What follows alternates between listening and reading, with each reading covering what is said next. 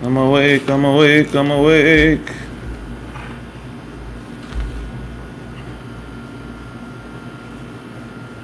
Alright. Everything should be good now. My live stream was tripping a little bit a couple minutes ago, so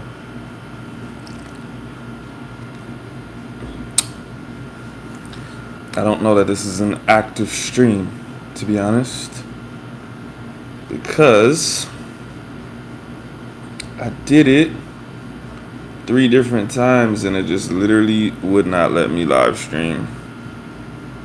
You know what, I'm gonna check on my computer right now, see if it says the live stream is happening.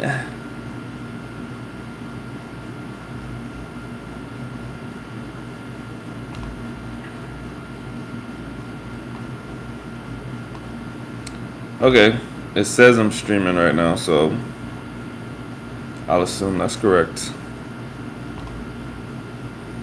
Let's see if I'm in a better mood today.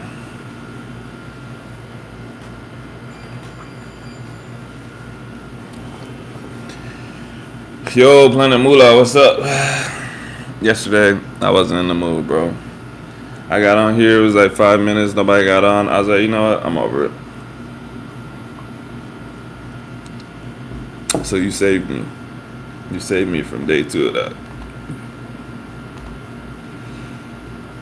Because if no one's on here, this shit's really boring, bro. So I won't sit here for like 30 minutes and wait. So I was like, I'm gonna go do something else.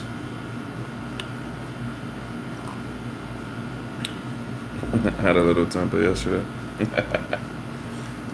What's up though, bro? How was work? How's life?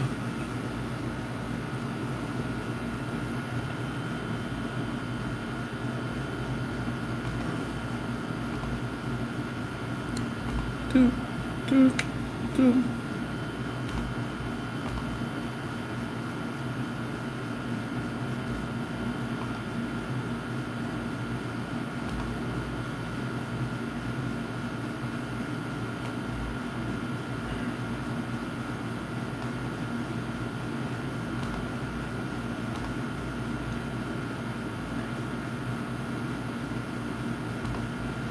Today I accidentally butt messaged someone I hadn't talked to in a while. How embarrassing. I feel like that's only embarrassing if you were trying not to talk to them. Is it someone that you like had a romantic relationship with or what? Otherwise, I'll just text and be like, yo, I didn't mean to text you, bye. But if it's like an ex or someone you used to talk to, that is embarrassing because they're not gonna believe that it was an accident. Like, no matter what you say, they're gonna be like, sure, bro. Sure, you didn't mean to text me. Oh no, someone you used to talk to, that sucks, bro. How does that even happen? Like, how was your phone open, bro?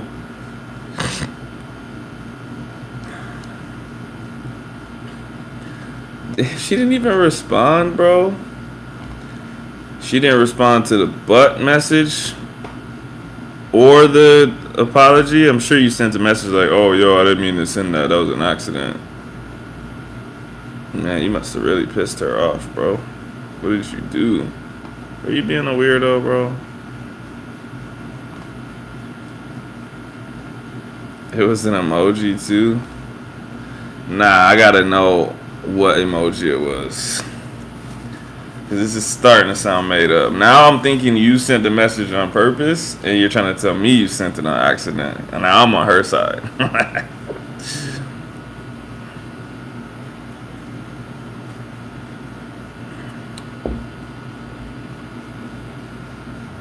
It was the angry face emoji, bro. How did that even happen?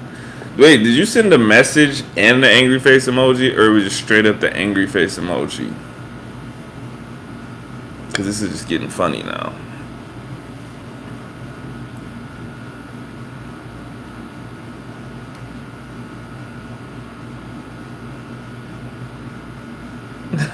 It was only the angry face emoji. So you just sent that. How much time was it before you realized? from the time you sent it to the time you realized. And also, was there a little moment of excitement? 10 minutes. Was there a moment of excitement when you saw her name and you thought she texted you, but you're like, oh shit, hold on, I texted her on accident?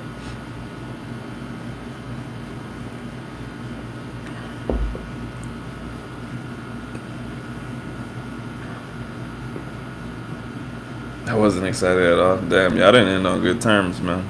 That's not good. Why is her number still in your phone? That's the real question. It doesn't sound like y'all have a good relationship. Ah, okay, that makes sense. Yeah, that really sucks, man. There's not much to say about that. That is definitely embarrassing. You can think about that the next time you want to speak Spanish. You can be like, you know what? I've been through the most embarrassing thing of all. Nothing else can affect me now. Not a single thing. Hold on, I'm gonna share this video. Yeah, that does suck, honestly. Not much more you can say than that. I can't even pretend like that's not bad, because I would have been like pissed, bro, for like 20 minutes. I'd have been like, how can I make sure she knows that I definitely did not want to text her? I hope to God my ex don't hit me yet. Bro, your ex would be from like high school, bro. You said you've been with your wife for a long time, ain't it?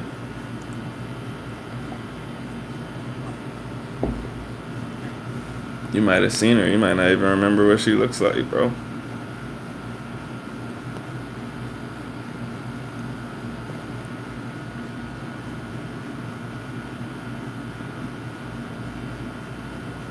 You clicked out just after I clicked in your live yesterday.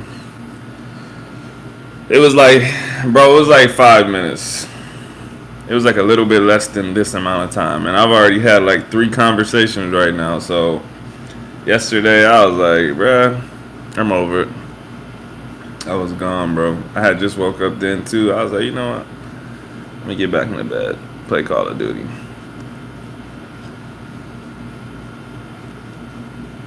She works as a manager at T-Mobile. How you know that, bro? You been spying. Why you keeping up with her life, bro? Your vids be getting views these days. You know what? I noticed that, man. The last couple I uploaded, I'm like, I guess I gotta keep doing this format, man, because it's going somewhere. Hey, what's up, bro? My day is going pretty smooth, to be honest. It's about 6:30 p.m. I'm done with work. I'm just living like I do. How's your day going, man?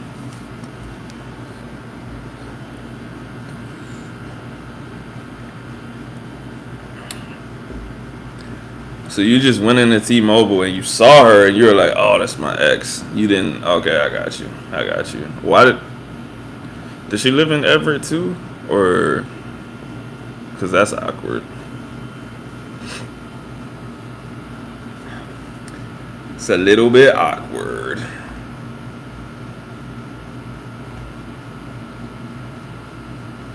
Okay.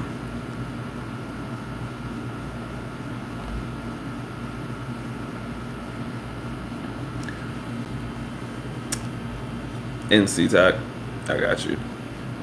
I knew what you meant, bro. Planet Moolah, you like the format of those videos, though? You just said they get views. You didn't say you liked it. You're like, they get views, but I'm not really feeling it. The worst part about those videos is I actually have to I actually have to record my training footage. You like to talk over? Okay. I'll keep doing it. Lots of people have been telling me they like it. It's pretty easy for me to do. Like I said, the worst part is that I have to remember to set up the camera when I'm training. Because honestly, man, I like getting in and out in like 45 minutes. So every single time I got to set up that camera and record, it's extra for my workout. And it pushes me over my normal time limit. But I'm like, you know what? It's for the greater good. It's cool. I made a couple in a couple days. Obviously, they'll probably get more spaced out as time goes on because I can only talk about so much stuff. But, you know, the first couple went well. I just dropped another one today, maybe like an hour ago. The format is what brought me here, bro. And your bag work is paired perfectly with the voiceover. Well, shit, I'm glad you like it, man. Like I said, I'll keep trying to do it. Yeah, I mean, if people like watching bag work, I could keep posting bag work. I do that shit a couple times a week, 3 or 4 times a week. So that's too easy. The harder part would be the topic to talk about. Like I said, that's gonna run dry eventually. And I've been trying to keep it like general topics, just so like anyone that watches that maybe works out or whatever watches it and they're like, yeah, this is cool. I didn't want to get like too fight specific because there's lots of people that don't know shit about fighting and it might kind of put them off a little bit. But anyone that's an athlete can watch something about resiliency. You don't even have to be an athlete. Anyone that's been through hard stuff can watch something about resiliency and get something out of it. And then they might watch the bag work too. So I've been doing my front rack mobility. Holy shit, my body feels great. Wouldn't have guessed stretching makes you feel great. Yeah, text me when we get off of here and tell me what you've been doing. Or, I mean, you can put it in the chat right now, but still text me and I'll make sure I give you a couple things that you can do that might feel even better. So there's like 2 exercises I do that I think will really open up my front rack. So videos are heat. Appreciate you, bro. Like I said, man, hardest part is just making them, man. It's just, if there was someone that was just following me around, y'all would have like 100 videos because I'll be saying stuff like that all day. But then I'm like, oh man, I gotta prop the camera up and I gotta actually like position it, make sure I'm actually in the frame, hitting the bag and stuff, man. I like going in the zone and just doing my thing, getting back to work afterwards. I go back and train people after I'm done working out, so I'll send you a video because I don't know the names. Yeah, that's cool. You should hire a videographer to follow you all day. You got videographer money, bro? There was a guy at the weightlifting gym that I used to train at that I don't know, they might be on, I can't remember if they're on this channel or my last channel, but he did a couple for me. And even that process, even though he was doing it, he had specific things that he wanted to do, and I'm like, bro, I'm ready to do my next set, so I'm not trying to wait 2 more minutes for you to get like in a certain position. Like I'm about to get cold. I need to lift. Like this is a heavy weight, bro. And so either way, even if someone else is doing it, it's still, I'm not gonna say annoying because it's not annoying, but it's an inconvenience for sure. I have that same problem. The ideas are the hardest part. Yeah, for sure. Like I said, you can get a good idea like one day, you know what I mean? You're just driving or working out and you're like, oh, this would be a good idea for a video. But when you actually like try to think of it, when you're like, I'm gonna make a video today or tomorrow, it's like there's nothing in your brain, bro. You're just like, nah, I feel like that's too boring. I feel like people have made 1,000 videos about it. But you know, in reality, everyone has their own perspective and they have something different to say. You know what I mean? I watched a video about who is that? Justin Gaethje and Chandler. Yeah, it was a good video. If I thought of making that video, I would have just been like, bro, everyone I know has seen this fight. I've seen breakdowns about it before. I'm not gonna make a video about it. But it didn't stop me from watching yours. It didn't stop me from taking away something from yours, you know what I mean? So I know that's how it works. I know if I made a video about X or Y that people will watch it. But in my head, I'm like, that's too basic. It's too basic. But you know, I'll keep doing it. And the worst part too is just the stuff that you might think is good. Other people might not care about it. Like this format, I can't even remember how that came about. Someone told me to do it on Twitter. Like, it was early this week or late last week, I can't remember, but someone was like, oh yeah, I said, is there anything anyone wants to see on the bag? Anyone that like hits the bag and you don't know what to do or whatever. And someone was like, why don't you just post like a full round of the bag just so people can know how to pace themselves? Because you always see people hit the bag for like 20 seconds, like, but then they step back from the bag and like their hands are all down and they wait 30 seconds and they throw something again. So they're like, why don't you post a full round and just like talk while the rounds are going on to keep people's attention. And I'm like, all right, like I can do that. I did it, and people liked it. I would have never thought of doing that shit myself. I'm like, bro, why would I talk over a video of me hitting the bag? I thought it was weird. It's not that weird, but like in the moment when I was reading what he was saying, I'm like, you want me to post a full round of bag work and talk over it, but you want me to leave the sound of me hitting the bag? I'm like, that's weird, bro. It seemed weird. When I did it, I'm like, okay, that's cool. I like it.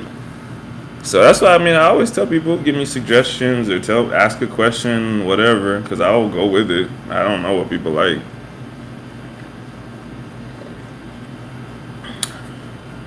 Did I watch that fight Saturday night? Which fight? There was a bunch of fights. I'm guessing you're talking about Diaz versus Jake Paul.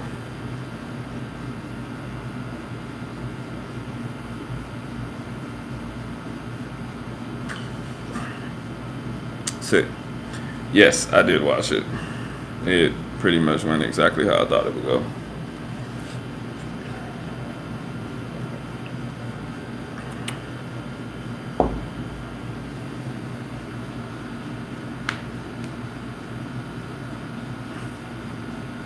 If you watched it, what did you think about it? I can't remember how into fighting you are, but I know you're at least a little bit into it.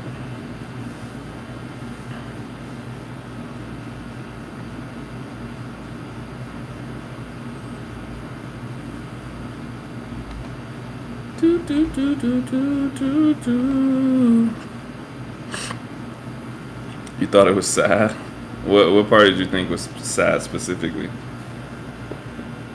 Or are you saying sad like pathetic, not sad like it made you sad?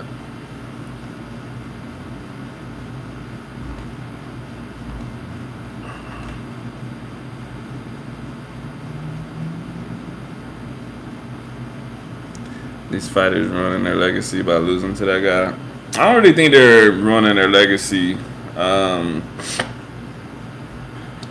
I think it's dumb, but I don't think they're ruining their legacy. For instance,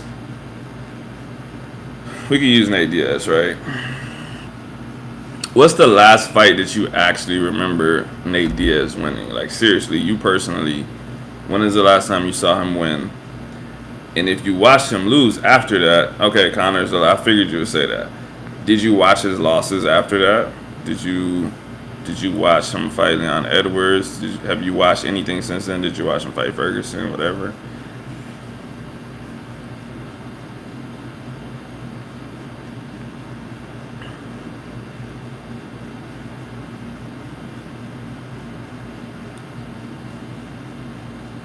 When he loses to a UFC guy, it's not as bad. My point that I was going to make is that I was going to say you probably don't remember him because they're not memorable performances. He's not getting knocked out. He's just kind of not doing anything. Besides Leon Edwards, because he hit him with a shot at the fucking end of the fight that could have ended the fight, but he chose to point at him instead of attacking him. It was really weird. But anyways, like, actually people don't care when Nate Diaz loses. That's what I was going to say. This dude loses all the time and people are like, that's a badass motherfucker right there. Why? I don't know, bro. He's just, he's clearly a likable person. So even when he lost this shit, bro, all I saw on Twitter, bro, videos of him putting Jake Paul in the guillotine, or videos of him doing this shit, and they're like, nah, Nate doesn't give a fuck. And I'm like, no one cares that he's essentially, getting his ass whooped. Because it's happened before. So I don't think he's ruining his legacy. No one's going to be like, I can't believe Nate Diaz lost to Jake Paul. Like, if it was someone that you never saw lose before, it might be weirder. But no. I thought Nate's scar tissue would open up and it would be stopped from a cut, but his face didn't look that bad. I was surprised. Yeah. I imagine something like that too, but with the bigger gloves, it's not as damaging. Like, your face can obviously get messed up, but you got obviously with 4-ounce gloves or something. I guess it's way sharper, and Jake Paul's not doing that much damage. Like, Jake Paul's got a nice right hand sometimes when he sets it up. But if someone is willing to engage with him and they're decent, he's just not that good, man. Like, he's just very, very mediocre. And that's not a diss. It's just the truth. If you take it to Jake Paul, if you're willing to get inside with him, he has no inside game. Like, he needs that space for his right hand. That's all he's thinking about. It's almost like Deontay Wilder, except he is nothing like Deontay Wilder because he's not as powerful or athletic. Like Deontay Wilder, if he gets that right hand off, you're going to fall. Jake Paul can hit you with a right hand and you won't necessarily get knocked out. But Planet Moolah, what I was going to say, you brought up Woodley. I was going to say, these guys are used to defending kicks and all kinds of other stuff, so they don't move their heads as much, man. And it's anytime they step into the boxing world, bro, they're gonna get their ass whooped. That's just what it is. Unless it's a UFC guy in his prime, they're probably gonna lose because it's just a different discipline. Just like I would expect a boxer going into kickboxing to get their ass whooped. It's literally something that you're not training for. And you can train for it for 6 weeks or something if you want to, but it's totally different. 10 years ago, when I was in Texas and Killeen, I used to spar these MMA guys, and I would and I'm saying MMA, I'm not saying UFC, I'm not saying I was sparring some big name UFC dudes. These were literally guys that were fresh pros, or sometimes they weren't even pros, but they wanted to go against boxers because they know it's a different discipline. They're like, if I can do something with these guys, then when I go against guys in my discipline, it's going to be easier to deal with their hands. And man, I would just be amazed at how bad they sucked at boxing, because they could knock people out in MMA, but you're in there with them and you're just damn, bro, you don't even know the most basic tricks in boxing. You literally don't know how to jab. You don't know. I don't know. It's just little stuff, bro. Little stuff that you can only get from doing it all the time. I could say you could get it from watching too, but there's still there's little body movements and stuff like that you get from sparring all the time and shit like that they just didn't have because they had to watch out for kicks and takedowns and stuff like that. So there's so much stuff that you could do with them in a boxing ring that they're not ready for.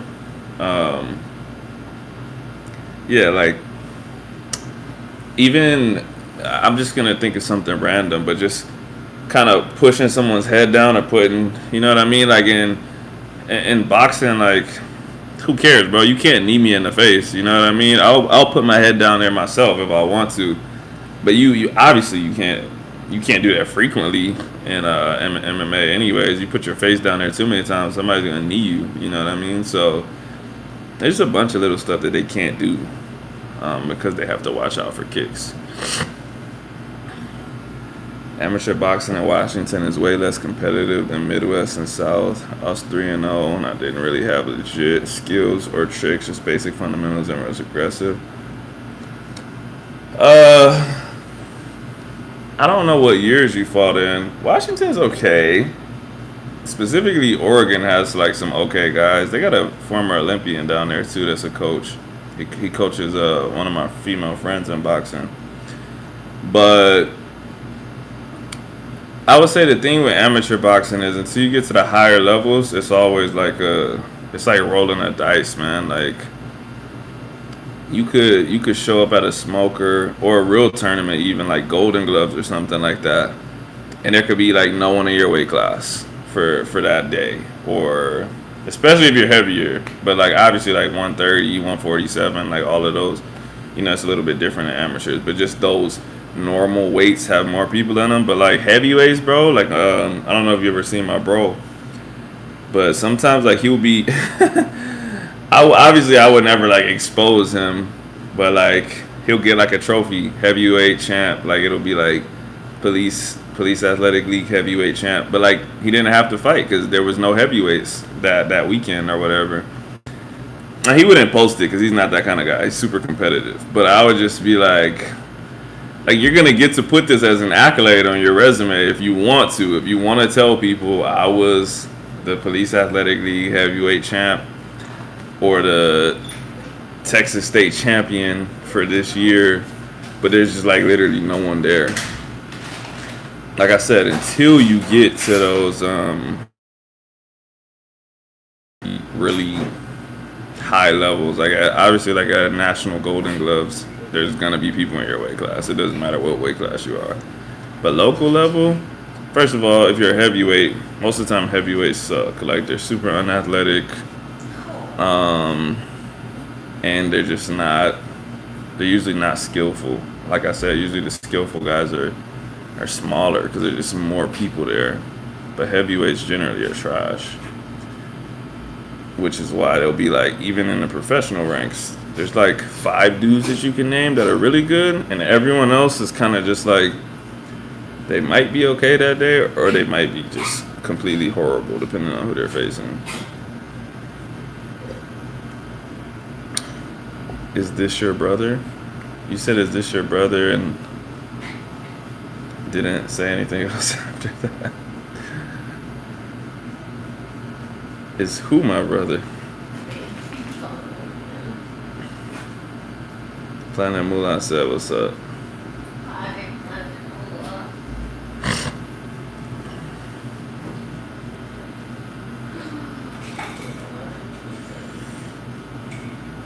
Yeah. You seen him. I know you seen him before. Like his Instagram. Hold on, I'll put it in the chat.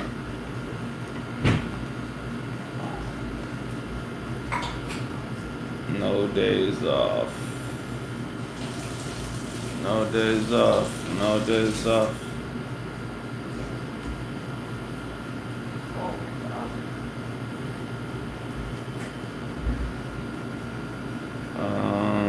That's not who I was looking for. Oh my god, it's because I'm on Bing again. What the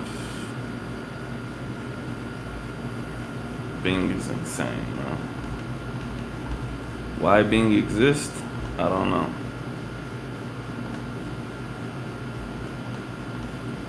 I don't think his shit is private. The pictures aren't popping up on my thing, but it might just be because I'm on a laptop. No, oh, okay, it just popped up. Never mind. Yeah. Bro, I don't like Binging. Bing just likes me.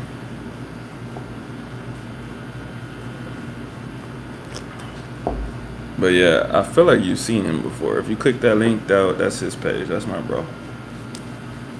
He's about to have his 3rd or 4th. I think it's his 3rd professional fight in November. So,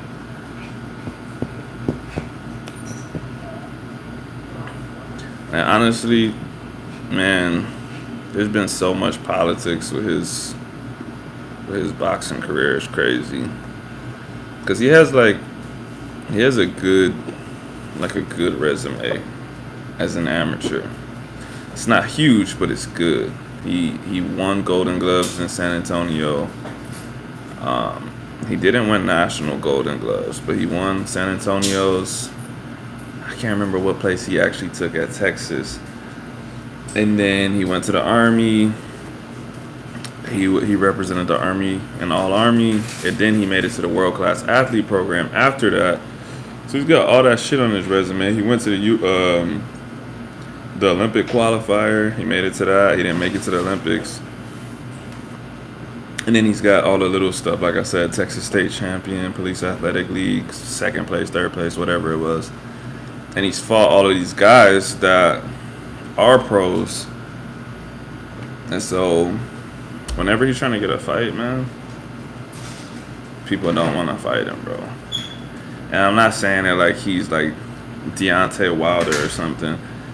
It's just that, think of it like this. You are making your professional debut, and this guy says my brother said he wants to fight you. You're gonna be like, fuck no. Like, I'm just starting, bro. I'm not fighting some dude that like made it to the Olympic qualifier, that did all this stuff, and he only has 2 fights. I'm gonna look stupid when he knocks me out, and they're like, some guy with 2 fights knocked you out on your professional debut. So those guys don't want to fight him. Really good guys are not going to fight him because he has 2 fights. And it's the same thing. It's like, bro, I got 20 fights. I'm not fighting some dude with 2 fights. And then I might lose on top of that. And then the really shitty guys, no disrespect to them. I hate talking bad about fighters because, like, you got heart for getting in there. But the really shitty guys, they're just scared. Bro, if you haven't followed me for a long time or you don't follow me on Instagram, I flew all the way to Birmingham, Alabama to watch my bro's pro debut. This was before he got the 2 fights that he has. Pro debut. We already had a guy cancel on us. We go out there. I spent money on this plane ticket. Like, we're not Anthony Joshua, bro. People don't give us money. We got to pay for this stuff ourselves. We spent money on plane tickets to get out there. We got his hands wrapped. He walks into the ring. They call his opponent. His opponent doesn't walk out, bro. And we're like looking around. We're like, where's he at? Bro, promoter comes into the ring. She's whispering something to my bro. I see my bro, like, I can tell he doesn't have to like react. I can see him like do this, and I'm like, yo, what's happening? What's happening? And she's like, he won't come out of the bathroom. And we're like, what? Like, bro, we walked to the bathroom. I promise you, bro, like, we wanted to jump this dude, bro. And I actually, like, he was mad because it was his professional debut. I was trying to reason with the dude. I'm like, bro, just get in the ring, bro. Like, you can take one punch and fall. It's still going to be an official fight. Like, don't do this to us, bro. Like, we paid money to come out here.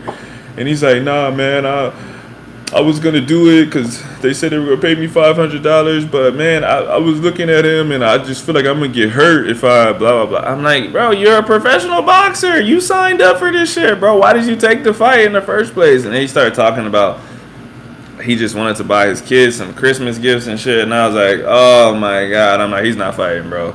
And he didn't. Like, he literally, like, snuck out of the bathroom when we walked away and, like, ran to his car and drove away, bro. Like, to this day, I know what his Instagram is. I always want to send him a message and be like, you're such a bitch, bro. Like, I don't even care that he didn't want to fight.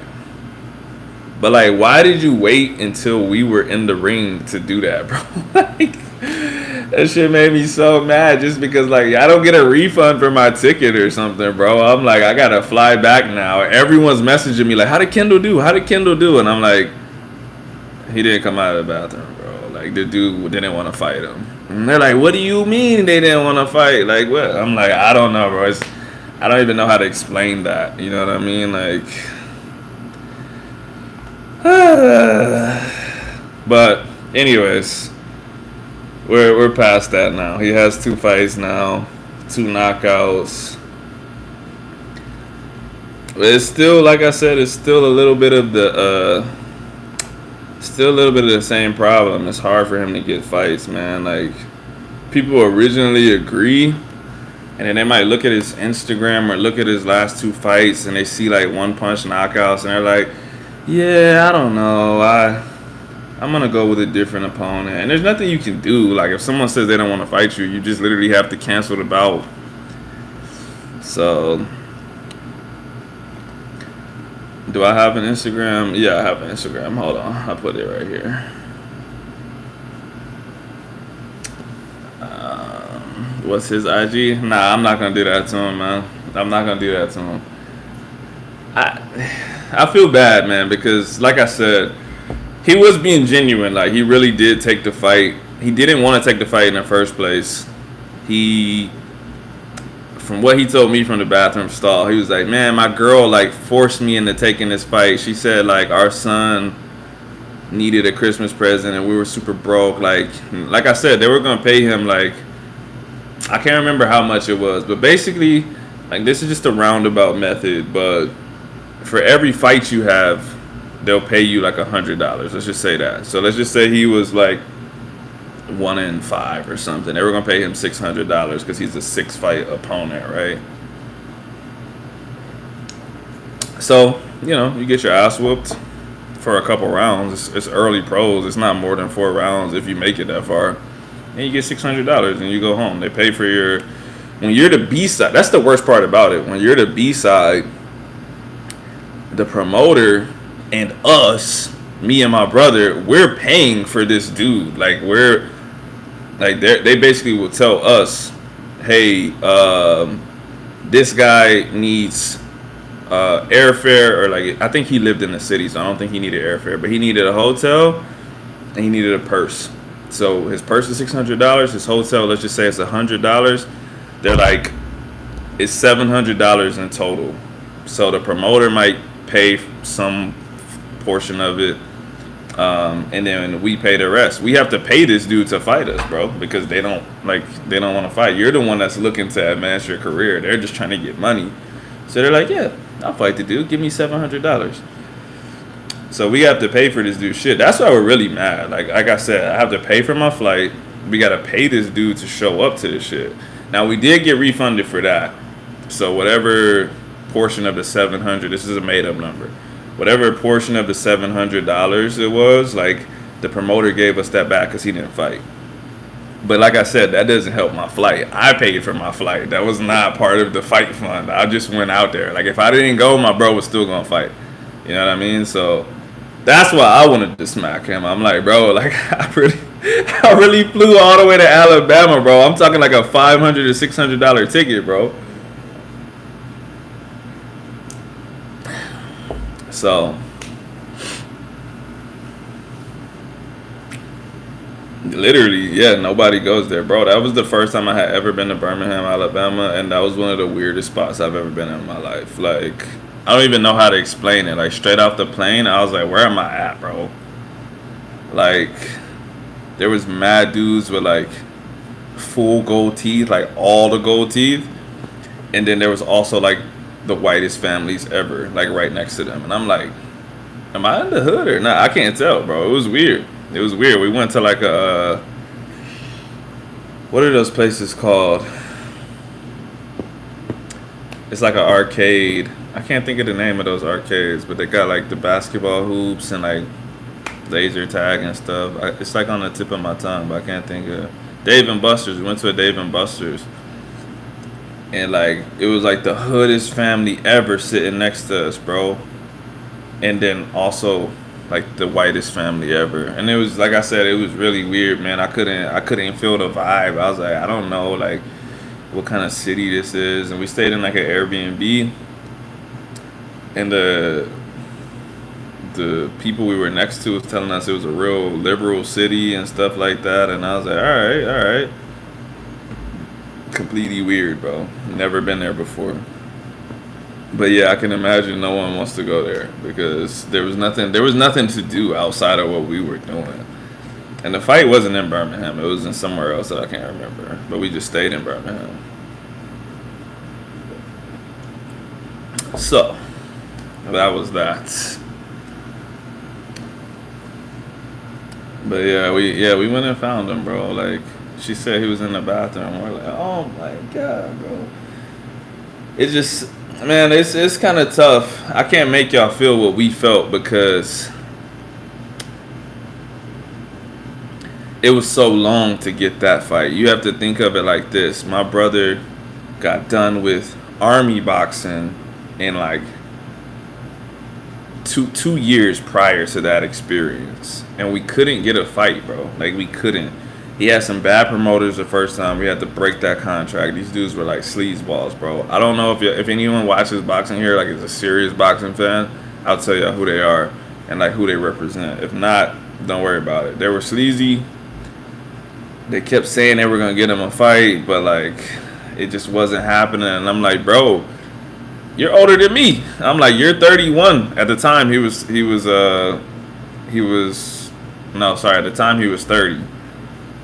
And I'm like, bro, you're older than me. I'm like, how long are you gonna wait for a fight? It's been a full year since you stopped the amateur shit. Like, you should have already fought, bro. Like, you need to get multiple fights in a year so that you have a chance to do something big on this side of 35. You don't want to get the biggest fight of your life when you're 38 or something, bro. Some young dude's gonna whoop your ass. And so he kept saying, like, no, they said they're gonna handle it. They said they're gonna handle it. And they were not handling it, bro. So eventually we broke that contract, and we're like, we're gonna do it. We're gonna do it independent. I'm like, we'll fund it. I'll help you. Like, and we started looking at it that way, and it was still tough because, like I said, the promoter basically brings you a handful of people. Sorry, it's getting hot. Let me turn the AC towards me. The promoter will bring you a handful of people, and they'll say, these are made up names, by the way. They say, you want to fight Willie, you want to fight Jake, you want to fight Brian. There's 3 people. You look at their box rec, you look up their YouTubes, you're like, this guy doesn't seem dangerous. That would be a cool pro debut. The guy's like pretty skillful, but he can't hit hard. Like, you're not in danger of like getting knocked out in your pro debut. You say, yeah, we'll take this dude, Jake. She comes back. She'll be like, Jake watched your shit. He don't want to fight you. He said he doesn't want to take a hard fight back because he hasn't fought in 6 months. And it's like, well, why the fuck you give us the option? Jake's out of the way. Brian, we look at him. I'm like, oof, dude hits hard, but he sucks. Like, he sucks at boxing. You'll be good. Stay away from him. Tag him. Stay away from him. Tag him. You'll knock him out. Hit up Brian. He's like, Brian said he looked you up, and like you're way too high pedigree for him, and like he's not trying to do that for that amount of money, and so then you're down to one person, and that one person is the person that doesn't come out of the bathroom. So that's the kind of stuff we were dealing with. Now it's similar but different. Now they give you like opponents that are just like too high caliber, like, you know what I mean? My sister used to live in Mobile. She's in the CG. Oh, Coast Guard. Oh, that's cool. Yeah, I think we passed through there. I can't remember. Can't remember. But yeah, enough about that. Y'all gotta be bored about listening to that. Gots to be bored.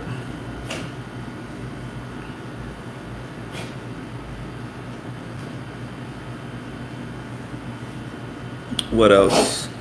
Oh, that was interesting. All right. Well, Ruiz in danger if he wants to fight Wilder. Yeah, he's gonna get knocked out. He tried to get out of it by trying to fight Anthony Joshua this weekend, but Anthony Joshua picked an easier opponent, in my opinion. Which is crazy. I don't know if any of y'all saw that news, but he's gonna fight Helenius, who just fought last weekend. Is that not weird or what? Like, first of all, this motherfucker looked like he was fighting in a jail cell. That was the weirdest lighting I've ever seen. But he fought last weekend in his comeback fight since he got knocked out by Wilder last. He won the fight. Dylan White popped for Peds. They said they needed an opponent. Ruiz was like, let's do the trilogy. So I'm thinking that's going to happen.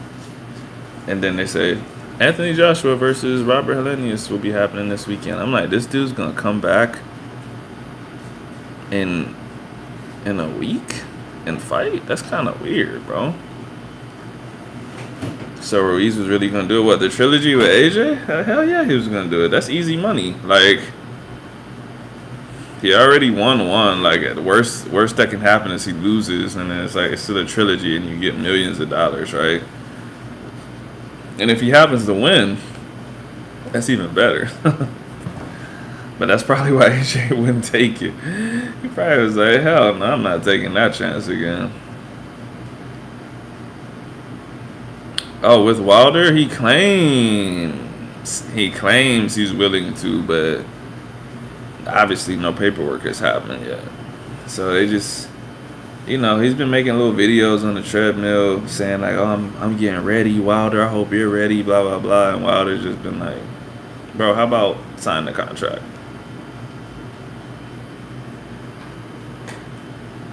Boxing promoter's always been sleazy, aka Don King. Yeah,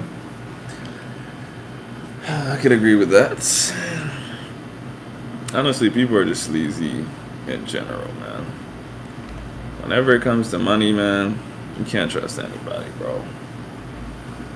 Not even your own people, bro. There's so many stories of athletes getting robbed by their parents and stuff, bro. It's kind of crazy. Axa says sub hoes, and she's on the couch. Not even your wife. Not even your wife, bro. Wives be stealing.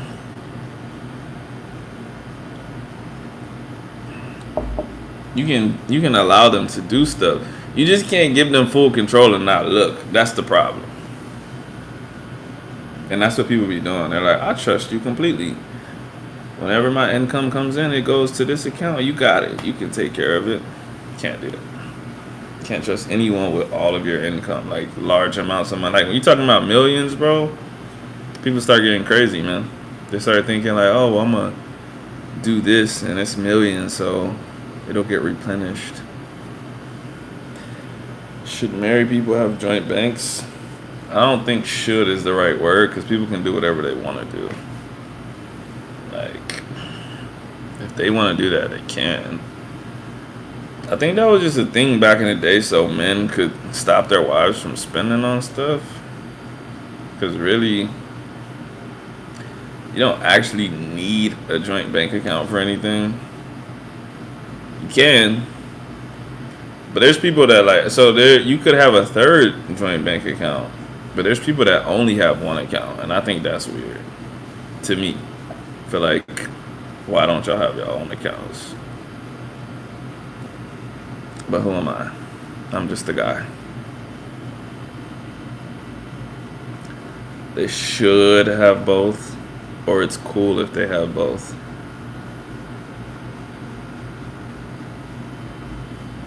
Axa says they should have both. She's mad late.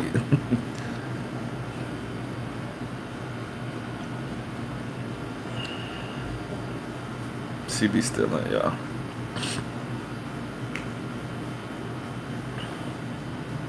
She be stealing. These are good headphones. I can't hear you. Axa should not have access to my bank account because she steals. I'm in too much pain to talk to the crowd. What does that even mean? Work under the table.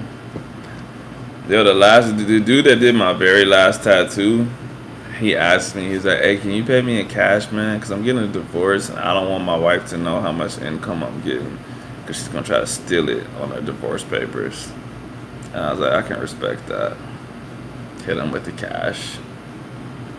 One of my soldiers that I train right now, he's getting a divorce. Yo, this dude, I was like low-key about to hand him the ace card because I was like, bro, are you suicidal, bro? Because he showed up to the workout today in regular clothes. And I was like, Douglas, are you working out? And he's like, nah, too stressed to work out. And I'm like, why did you come here? And he's like, I really don't know. He said, I should have just went to sleep. But I can't sleep because I'm too stressed out. And I was like, you good, bro? What's going on? And he says, he's like, either he's divorced or getting divorced. I don't know which one. But he was like, he's like, yeah, so I guess they're telling me I'm going to have to pay her $10K because I haven't been paying. And he's like, but they're gonna take it as back pay. He's like, so they're gonna take my whole check for the next however many months it takes to get to 10K. And he's like, that literally leaves me with no money, bro. He's like, I'm just gonna get kicked out the army then. And he said that like mad calm like that.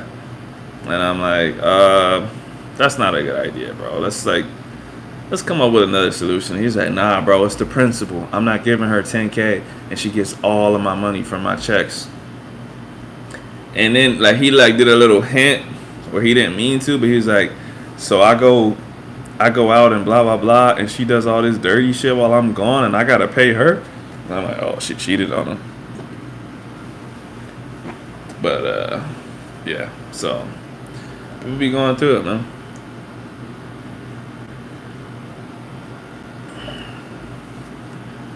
What do I think of prenups? They don't really work. Depending on what country you're in, what state you're in, they just they're null and void. Like I don't even think prenups can exist in Texas. I'm not sure, but I'm pretty sure they don't exist. I think you could write whatever you want, and of course, still just like, yeah, but like that's your wife though. I got an IUD today a few hours ago. Hold on, let me tell you what I think about that.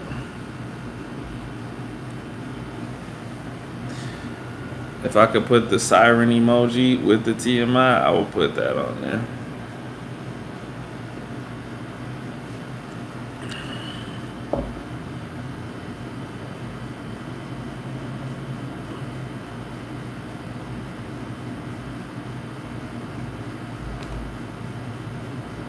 I wish you could reply to messages.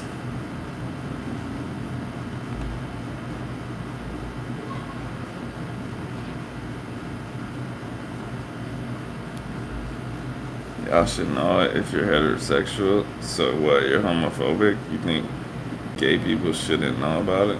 Or what? Gay people should not know what women go through. She said it. That's crazy.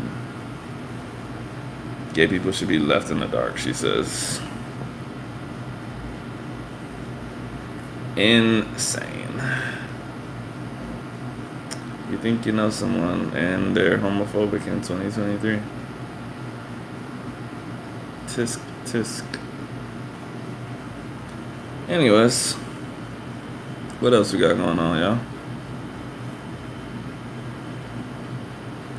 Wayne Brady came out. You lying. I always knew he was gay. Let me look it up.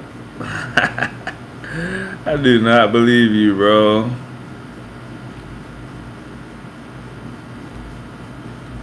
Let me see. He been mad gay to me. He came out as pansexual.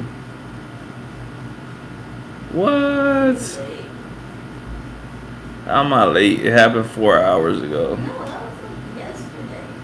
But it literally says 4 hours ago. Okay, there's something earlier. I saw it on the Sorry for not being up to date with the gay news. You're on the gay newspapers. I'm on regular, not gay newspapers. Clearly, that just came out with it 4 hours ago. He likes everything. He likes all kinds of bread. I think I saw it on AP News. That's crazy. I've been knew that. No lie. No lie. I knew that.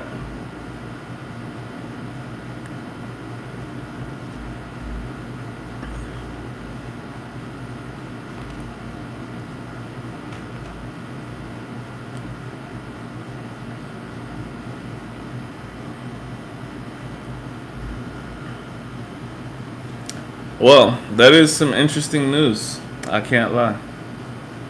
Was not expecting to hear that today. I did see Tory Lanez got 10 years. What I think is funny is people were acting like that was like a harsh sentence. I'm like, what do y'all think people should get for shooting someone? Do it, clap, bro. You about to get blocked. You about to get blocked. You about to get blocked. I think 10 years is kind of light, to be honest, considering like what, probably gonna serve 6, 7, maybe. This is celebrity. No, I don't think it's harsh. I think people are saying it's harsh, and I'm like, how is it harsh? Like, what else would happen if you shoot somebody? Like, if you shoot me, bro, I want you to get at least 15 to 20. At least, bro. I feel like anytime you shoot somebody, you're trying to cause serious damage. Like, that's not like slapping someone in the face, bro. Like, you shot me. I could have died. Do it though? No, it doesn't. That's strike 2. That's strike 3. It's 1, 2, 3 strikes. You're out at the YouTube channel.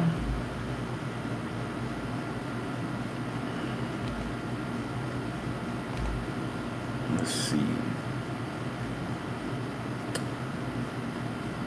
I don't recognize his name, so that means it's a real random person. Interesting. Random pervert. How did you find this channel? Oh, that's your third strike. That's your third strike. Unless you can say something to nullify what you just said, I got to block. You got one chance.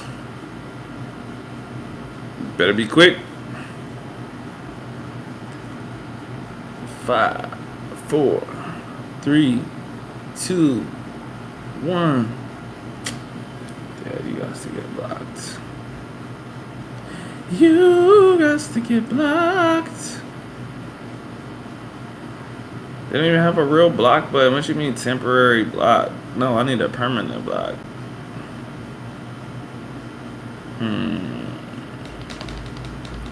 Let's see, what are the other options? Delete, report. I don't want to report. I'm not a snitch. Hide this user in this channel. Blocked. I had to temporarily block that person. What did he say? I don't know. They were saying a bunch of weird stuff and saying daddy. So I was like, blocked. What else in the news? Let's look. Go on Google News, not Bing News. I know yesterday Niger was ramping up against France. Siberian forest burned. What? The cold ass Siberian forests are burning? That's kind of crazy. China slips into deflation. Hold on, I need to look at that. I don't even know what that means. Inflation's bad. Would deflation be good? Because it says slips into deflation. That can't be good. For the first time since 2021, both consumer and producer prices have contracted in China, a telltale sign of deflation as demand weakens in the world's second largest economy. They need to give me a better explanation, bro. I'm not an economist. I don't know what that means. Now I have to Google, is deflation bad? This is crazy. They need to think about this stuff when they write the articles. Like, think about some dude that doesn't know about economics. I was in economics cracking jokes, bro. Never. One of my groomsmen was in my economics class in college, and we did not pay attention. Is deflation bad for the economy? Great Google search.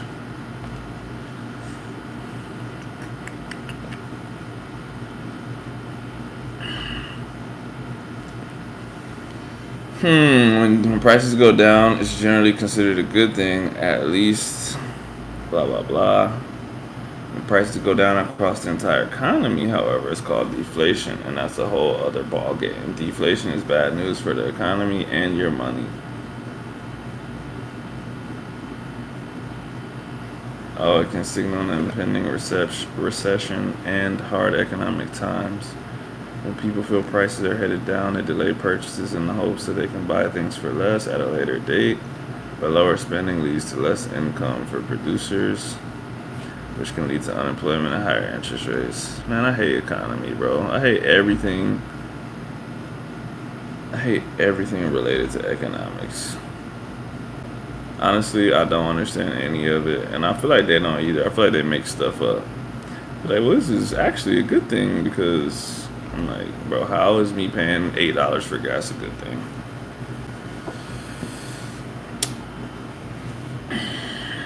We have a spot. Did we pay for it? That's a different story, but we know where we're gonna go. But what we want to do, so we want to actually pull up there and stay at a hotel for a couple of days and actually go check it out. Because the idea of paying for something like long term and then like imagine you pay for it and then like you're in the hood and you're like, oh, this looked way different on the internet. I want to go somewhere else. So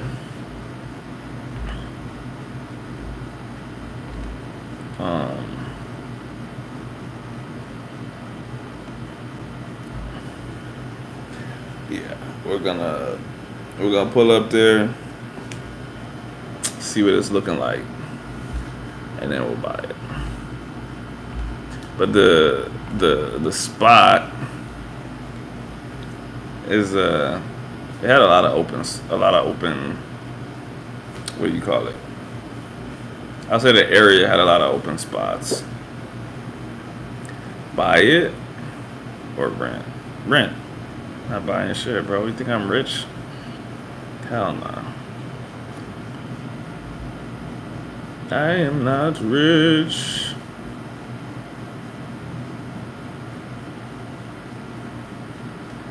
Yeah, so like I said, pull up to a hotel.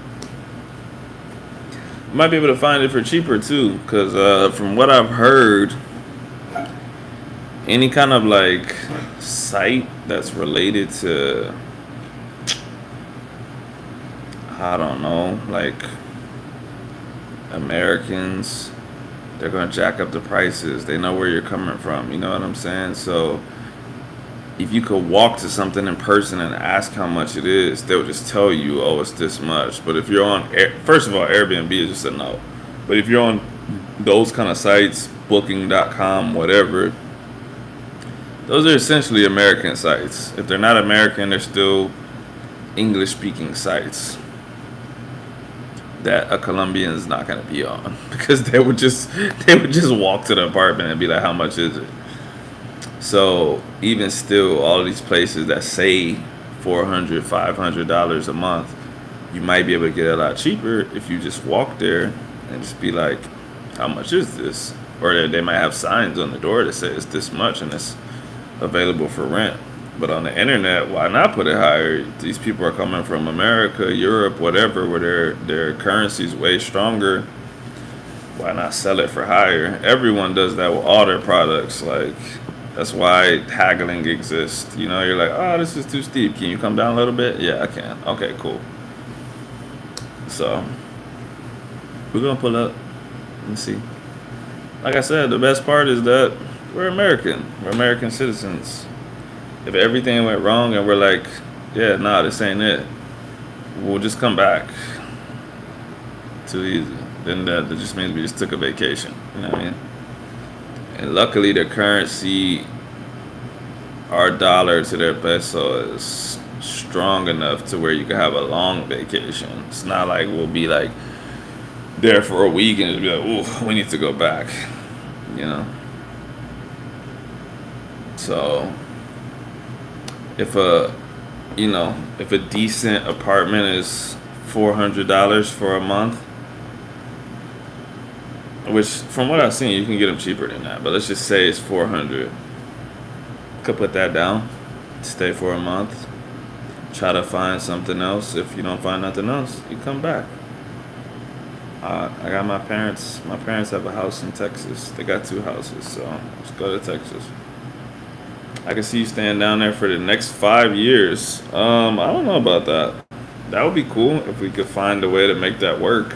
I'm not opposed to it. That's not my plan, but I'm not opposed to it. If everything's cool, there's no like uh what do you call it? Civil unrest. Yeah, it's in Killeen. Well, it's not really Killeen, it's Harker Heights, but yeah. Consider Killeen if you don't know Killeen. I'm actually gonna be there at the end of the month for 2 weeks. My bro's in San Antonio, so I'll go to San Antonio, Austin. So he trains people in boxing in Austin, and that's halfway between Killeen and San Antonio. So I'm gonna go out there and help him. I think a couple days, because he really wants me to work with him doing that, and I'm like, maybe in the future one day. So if I go see the classes in person and stuff, that'd be cool. Get an idea. How many days I'll be in SA? I don't know. I don't know. I have no. I can't give you a real number because I don't know. Could be 0. Could be 5. I'm just saying. I'm gonna be in Killeen for 2 weeks, and while I'm in Killeen, I'm definitely gonna travel at least up to Austin. I might not travel all the way to San Antonio, but I'll probably travel at least up to Austin. And because like I said, my brother runs the boxing stuff there in Austin, so he does like rich people boxing. It's not real boxing, even though he's a real boxer. He trains people at a country club, so it's like these old rich people that just like want to take their aggression out on the bag and the mitts and stuff like that. So they post the videos on Instagram. It's actually pretty cool seeing those dudes get after it in boxing or whatever.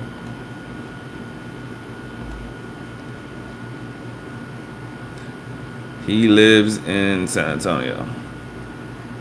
Technically, he lives in. Ooh, I've been away from Texas for too long. What's the spot in between Austin and San Antonio? Not San Marcos. It's something else. I just can't think of the name right now.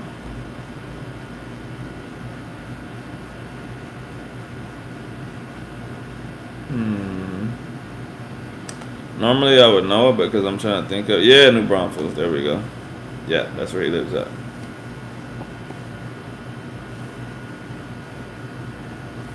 That is where he lives.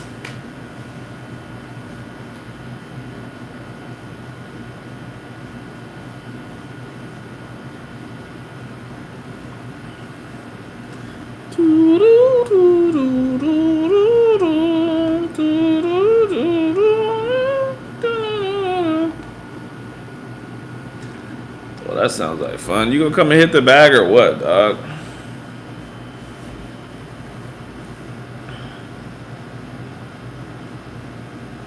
I wish I was about to do what you're doing. You can.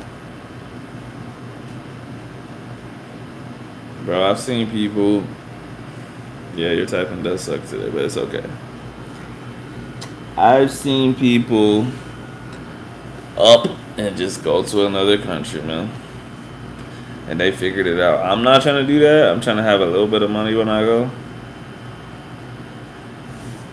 But like I said, the cool thing about being American is that you always have the US dollar to fall back on, right? So even if the worst came to worst and you had to take like a call center job remote, you still get paid more than, this sounds so bad, but you still get paid more than the average Colombian. You know what I mean? So like your life would suck for a couple hours a day.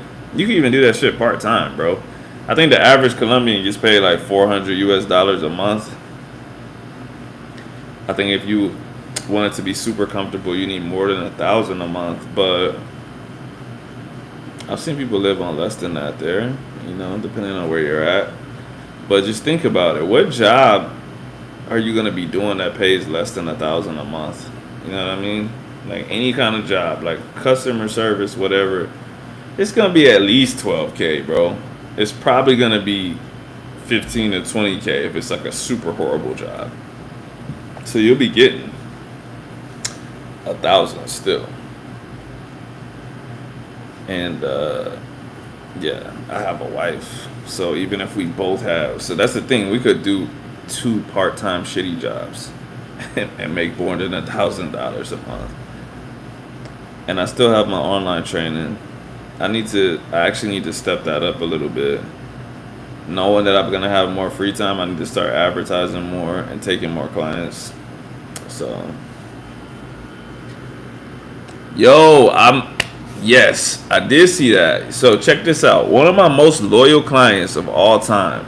I'm not gonna say his name. I don't like saying people's names. I don't know if they like being on the internet. He's in UPS. He messaged me a month ago. And he's like, "Hey, bro, just giving you a heads up.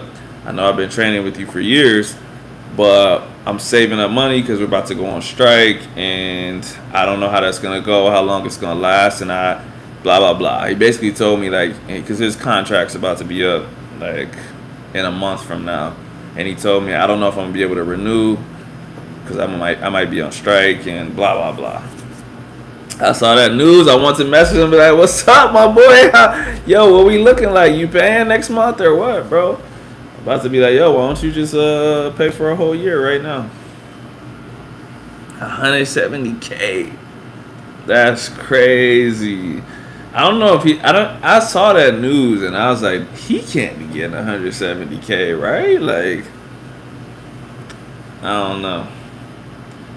I'm not gonna message him now because I don't want to sound like I'm money hungry. I'm just gonna be like, "Hey, great lifts. By the way, are you on strike or not?" I wonder what they were making before. That's what I need to know. I need to know how much of an increase he got. I would like all the stuff I'm saying is a joke. I would never actually message him and be like, "Hey, why don't you do this?" But hopefully he's just like, "You know what? This dude's solid. He's been hooking me up for years. I'm going to hook him up." If he doesn't, then I'm just going to secretly harbor some resentment towards him. That's okay. I'm still going to treat him fairly. To be fair, that delivering packages to the door must be tough because when I first, oh, is the laptop not plugged in? When I first started training him, he was a bit heavy set and he lost like 40 pounds. And this was years ago when he started working with UPS. And I'm like, "Bro, what's going on, bro? You looking like super lean." Like he went from chubby to like in shape, bro. And he was just like, "Oh, well, this UPS is crazy. I'm doing so many steps a day and blah, blah, blah." And I'm like, "Damn, bro, I might need to work for UPS. You looking good, bro." Hold on, I need to figure out why the laptop's not plugged in.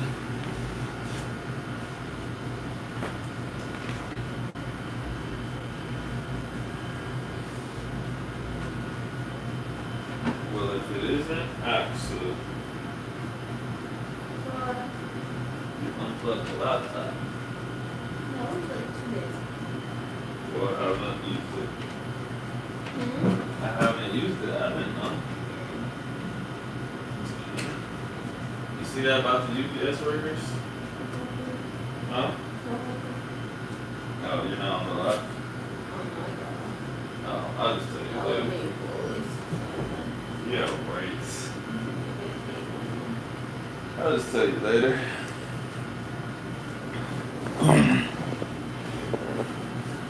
I don't see how UPS could pay those salaries and survive. Maybe they're not planning on surviving, bro. Maybe they're like, "All right, we'll give you that this year." After this year. Let me look that up. I want to see if there's like some kind of something to that.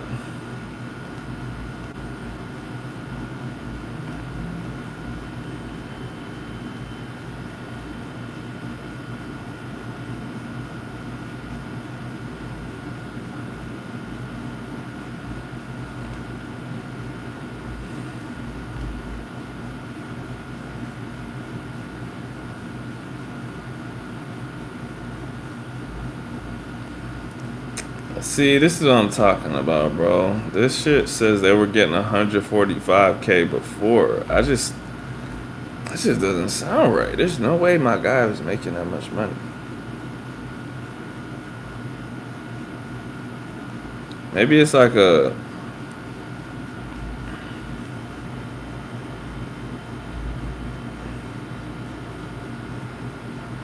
Hmm.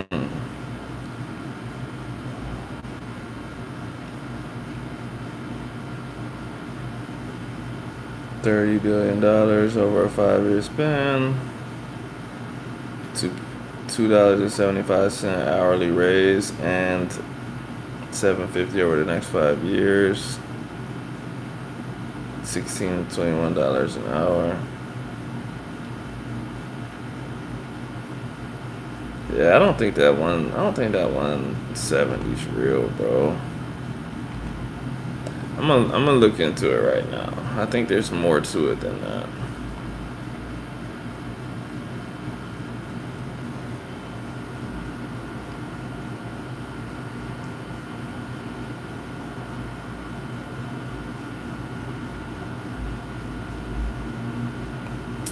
Oh my god, all these articles want you to subscribe. I don't want to subscribe, bro.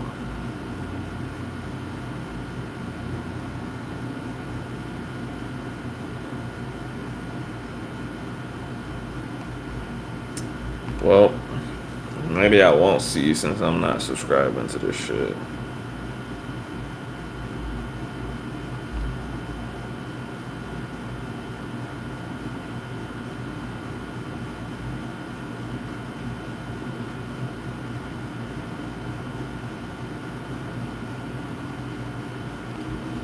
Wait, maybe my guy's not UPS. Maybe he's FedEx. I think he's UPS.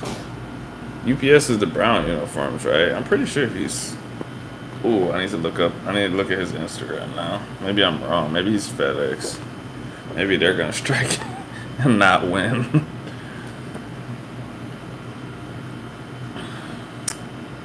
Don't know, mates. I don't know.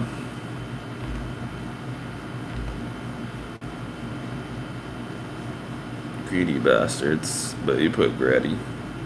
Those Gretty bastards.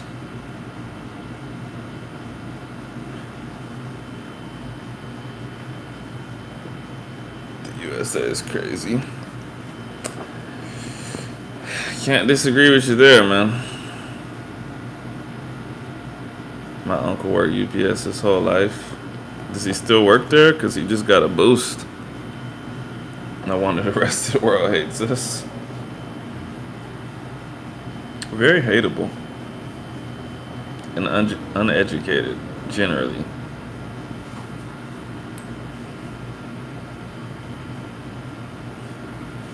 Yo, what you want to eat tonight, actually?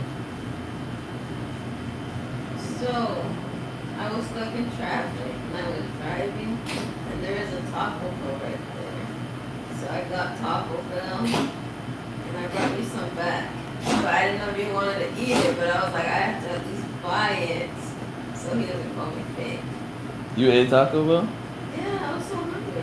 That's so fake. She ate without me. No, I was in pain and I was hungry and I was gonna die. Alright, she said she's gonna die, so that's fair. You want me to? Actually, you can go get it. I'm in pain. Because they're over there. What is it? It's soft and hard taco. Crazy. Shut up. Fake Mexican shit. Put my chopstick It's in. over there. No, it's never my chopstick. Traffic. Look at my chopstick. It's okay.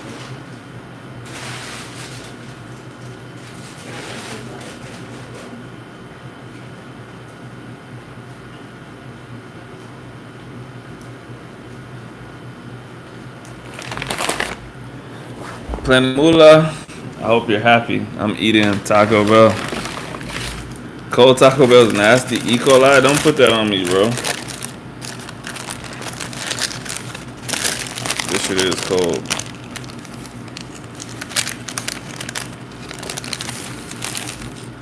I got the toughest stomach in the world. If E. coli takes me out, I deserved it.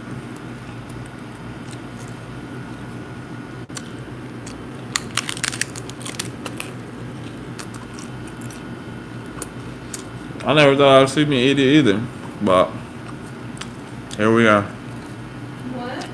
It's really not that good. What? What?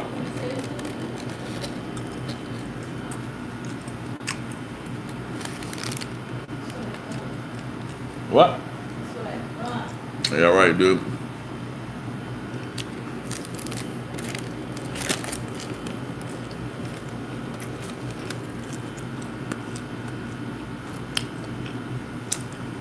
Cheers always at 5 minutes behind. If I went to Taco Bell, I would get a nacho bell grande. I would never actually get tacos.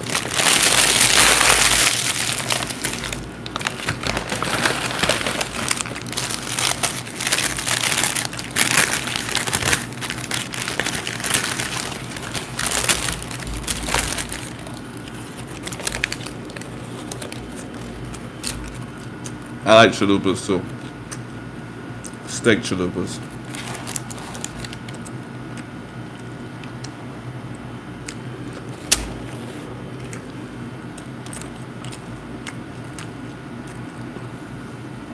Anywhere where the default ordering language is English, it's a fake Mexican restaurant.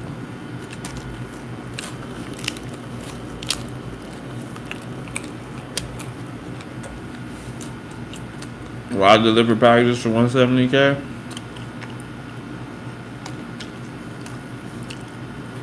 It depends on how many hours of the day I have to do it. And what's the time schedule? Have you ever been to Rinconcito? That's Axel's favorite place, bro. What you think? What? What's your favorite place to eat at? Where? Mexican food. Mexico? Yeah. Is it Yeah. He asked me if I ever ate there. You're an expert. Huh? You're an expert now. I told him it was your favorite place.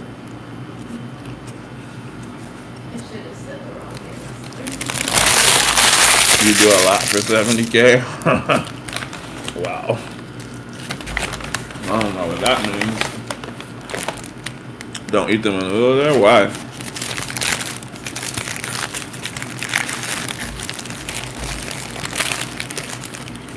It's good, but the manula's from a can?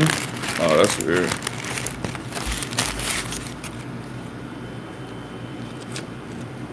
How do you know that?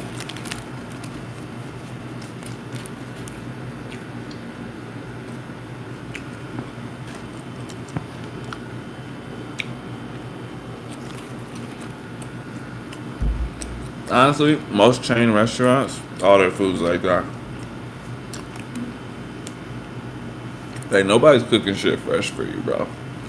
They got 100 customers.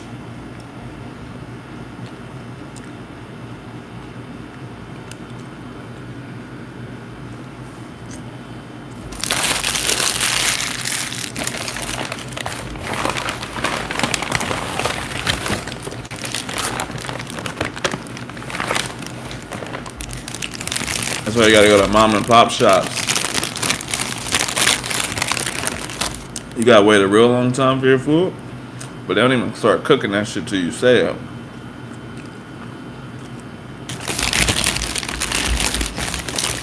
They gotta go wake the chef up. That motherfucker sleep on the back porch or some shit.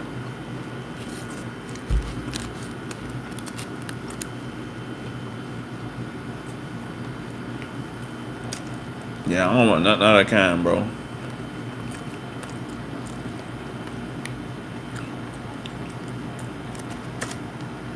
Yeah, 170K is nice, man.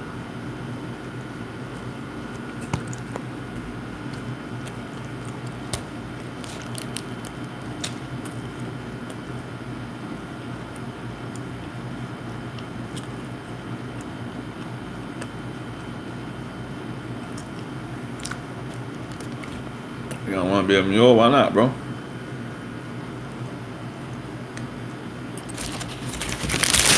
Easy money.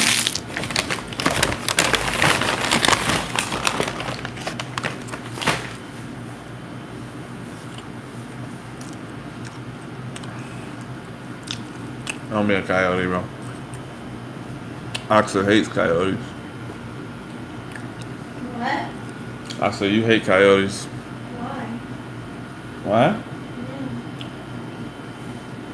Like not the animal, like coyote. Oh, fuck them. Sí, entonces. I didn't think that fucking Cause he just told Planet Moolah to be a coyote. Damn, I would fuck you up about me. Damn. See, now they're asking. They said Planet Moolah said you hate illegal immigrants, and then he said why? Nah, it's not that. Getting good about hopping. Hmm. Getting good at hopping. It's not that. I will let her tell you if she wants to tell you. Me? Yeah. I'm not about to tell your story. I don't have a story. I have pages that blink. Pages that are blank. Well, you have a reason that you hate them. They're just not good people. Exactly, and they're gonna say, "Why are they not good people?" So you have a story. I don't have stories. Okay, I have stories. See? You guys got me out of my pain. Ugh. Fuck these motherfuckers. Oh, you wanna come over? You guys wanna know? Here, you can sit. Before I almost fell. Before I get going. They can be good, okay. You can say that about anyone in the world. Like, everyone's good, but they can still be very shitty people. So I'll leave it at that. Just because you do good things doesn't necessarily mean you're a good person, and some people will say the same thing. Just because you do bad things doesn't make you a bad person, but whatever. Anyway, I'm not going to get into that part. I think they're terrible people. Obviously, there's some exceptions to the rule. I can't generalize a whole group of people. There's usually one or two outliers out of anything you do in life. However, I'll say the overwhelming majority people are super corrupt.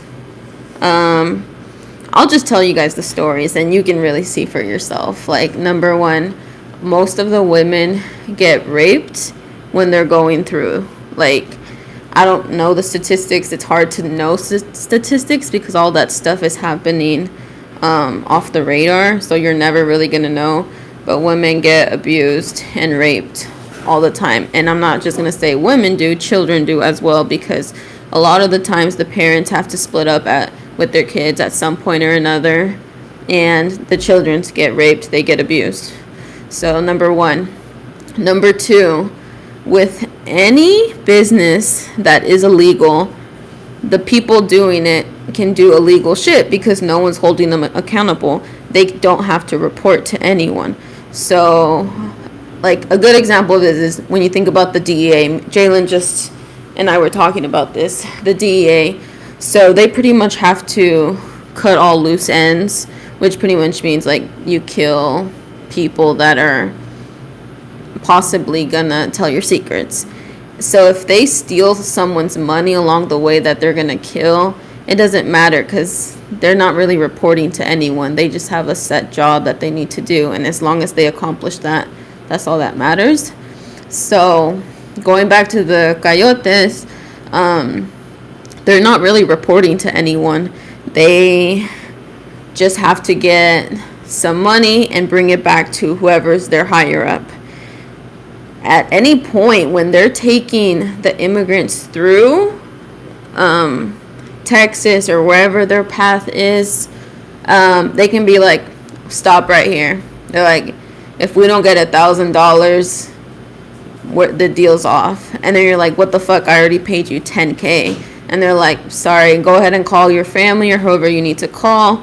If we don't get this $1,000 in the next 2 hours, I'll just leave you here.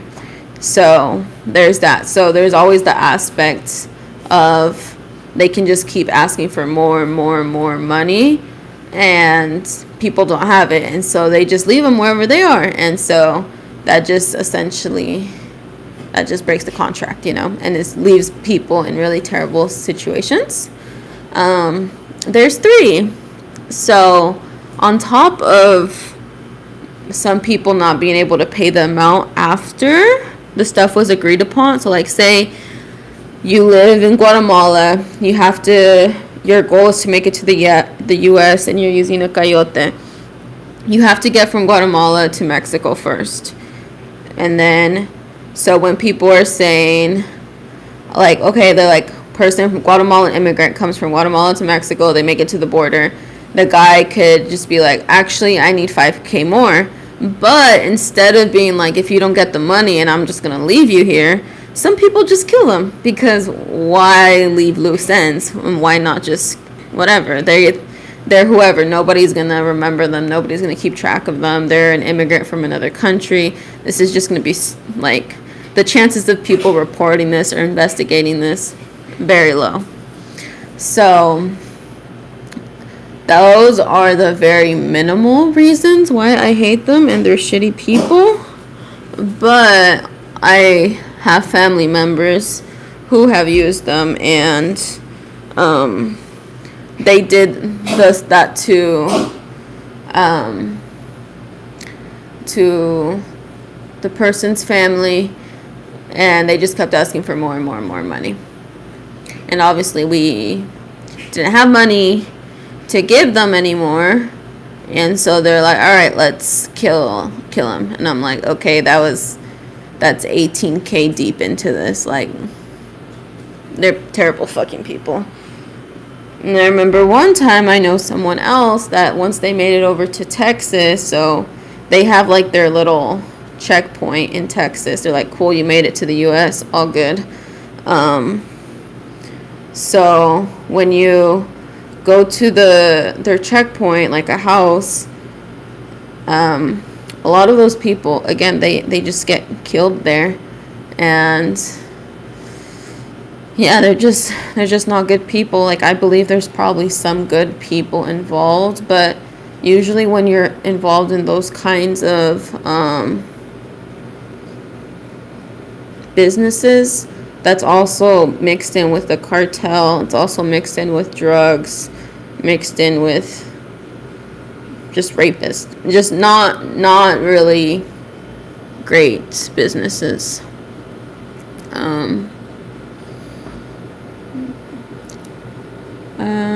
Those are some trash coyotes. Sí, son de Jalisco, tan mejores. But I get it, though. Shit happens all the time. I agree with you. You changed my mind. I got a best friend. He was a coyote, but he ain't ever operate like that.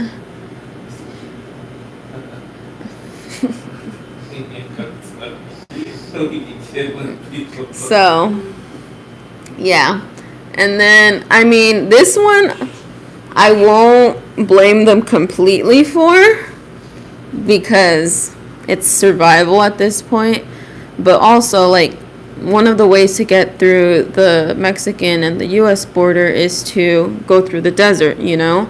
And people go days walking, very limited water. They run out of water at some point, and it's basically survival of the fittest, you know? And a lot of the times, like, if someone faints or just can't carry on with the walking, they'll just leave them there. And they're literally leaving someone to die, you know?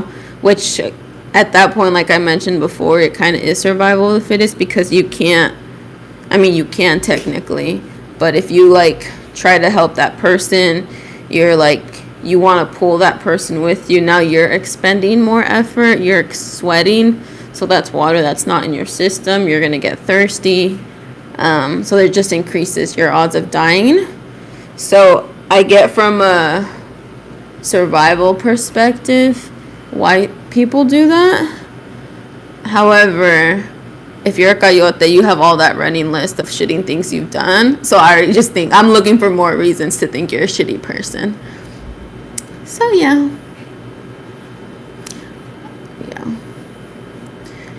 I was gonna say, like, I mean, there's usually one out of every, I don't know, million people that one person will be good.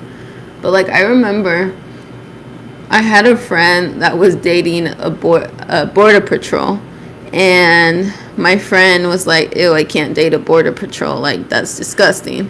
And then the guy was like, how do you know I'm not a good one? And then she was like, how is there ever going to be a good one? And he's just like, well, I just help the people get across. Like, I turn my eyes. I pretend like I don't see a lot of shit that I've seen. And so I was like, huh. I'm like, okay. Maybe there's some shades of gray to this. But overall, like I said, and that's the thing about business or people, good people in bad businesses, is a lot of people want to change the system, but what they don't realize, it takes multiple people, not even just multiple people, it takes like a lot of people to want to change the system for it to actually want to work. And so what ends up usually happening is the people usually that the system changes. I'm sorry, yeah. I'm high.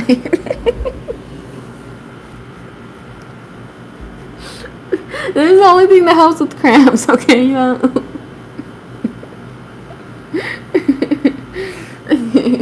Do you want to take over?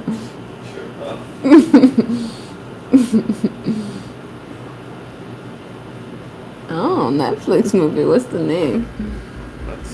Mexico and Guatemala have border patrol. Yes, they do. Everybody does. Yes, that's what I was going to say. I was bunked up with the white boy from Texas, and he said they can go down to and just shoot them across. Yeah. There's a lot of shit you can do. Okay.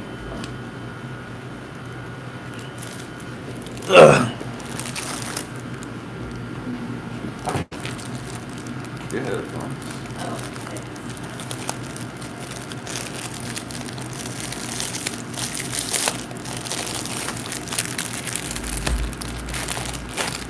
I'm back. I got no interesting stories like that.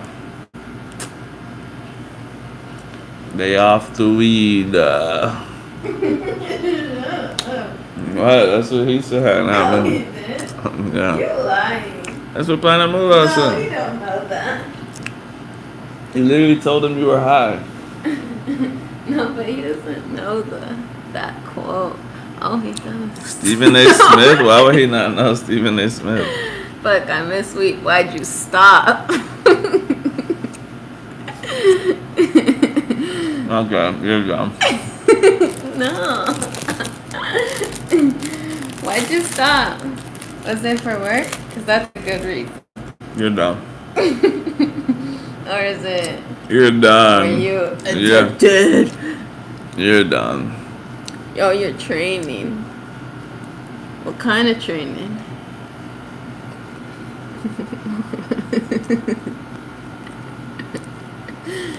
Come on now, Jalen would not prescribe that for training.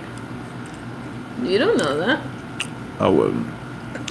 Oh, okay, I guess you do. Okay. Training to kill Captain America. He's the black bro. The what? The bro in Alabama. What? I don't know. Yeah, I don't know what you're talking about.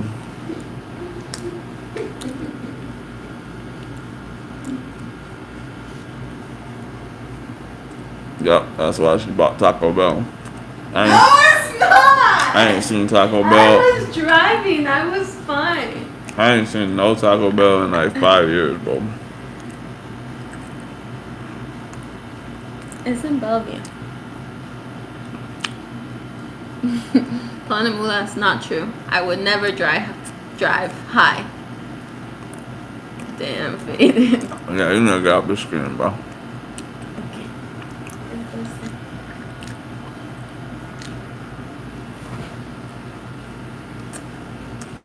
Nah, she's not edibles.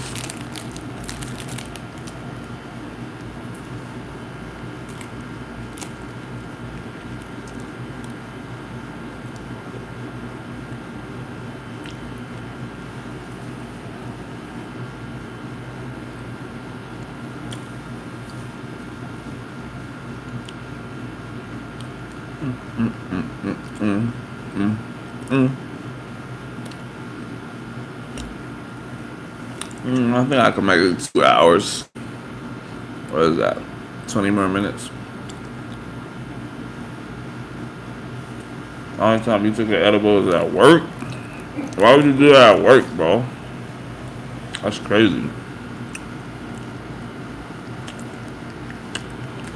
And there's two things I know women love is edibles and Little Caesars crazy bread. I suppose.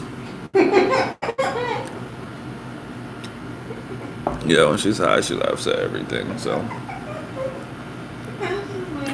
There's two things men love. Sports and their cars. That's pretty true.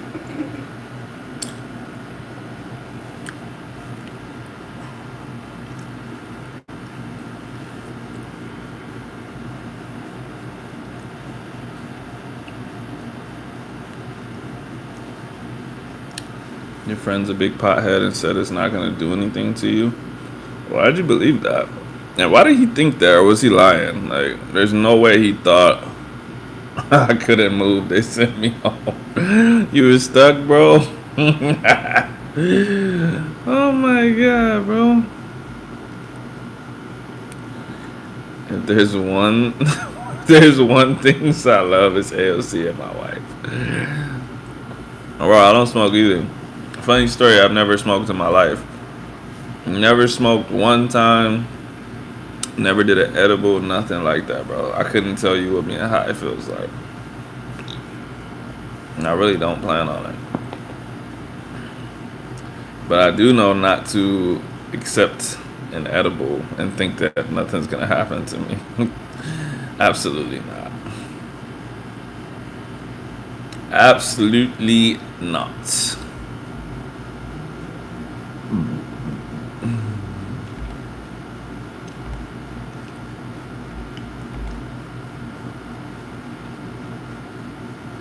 Jalen, don't smoke, please. Why, please? Trust me, I'm not going to. It was a Rice Krispie. What could go wrong with a Rice Krispie? You could be stuck and not able to move at work. That's what could go wrong.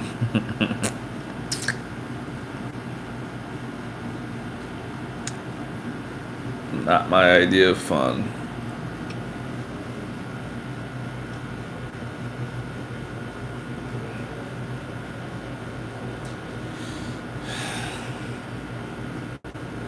Because it's dope, you have not.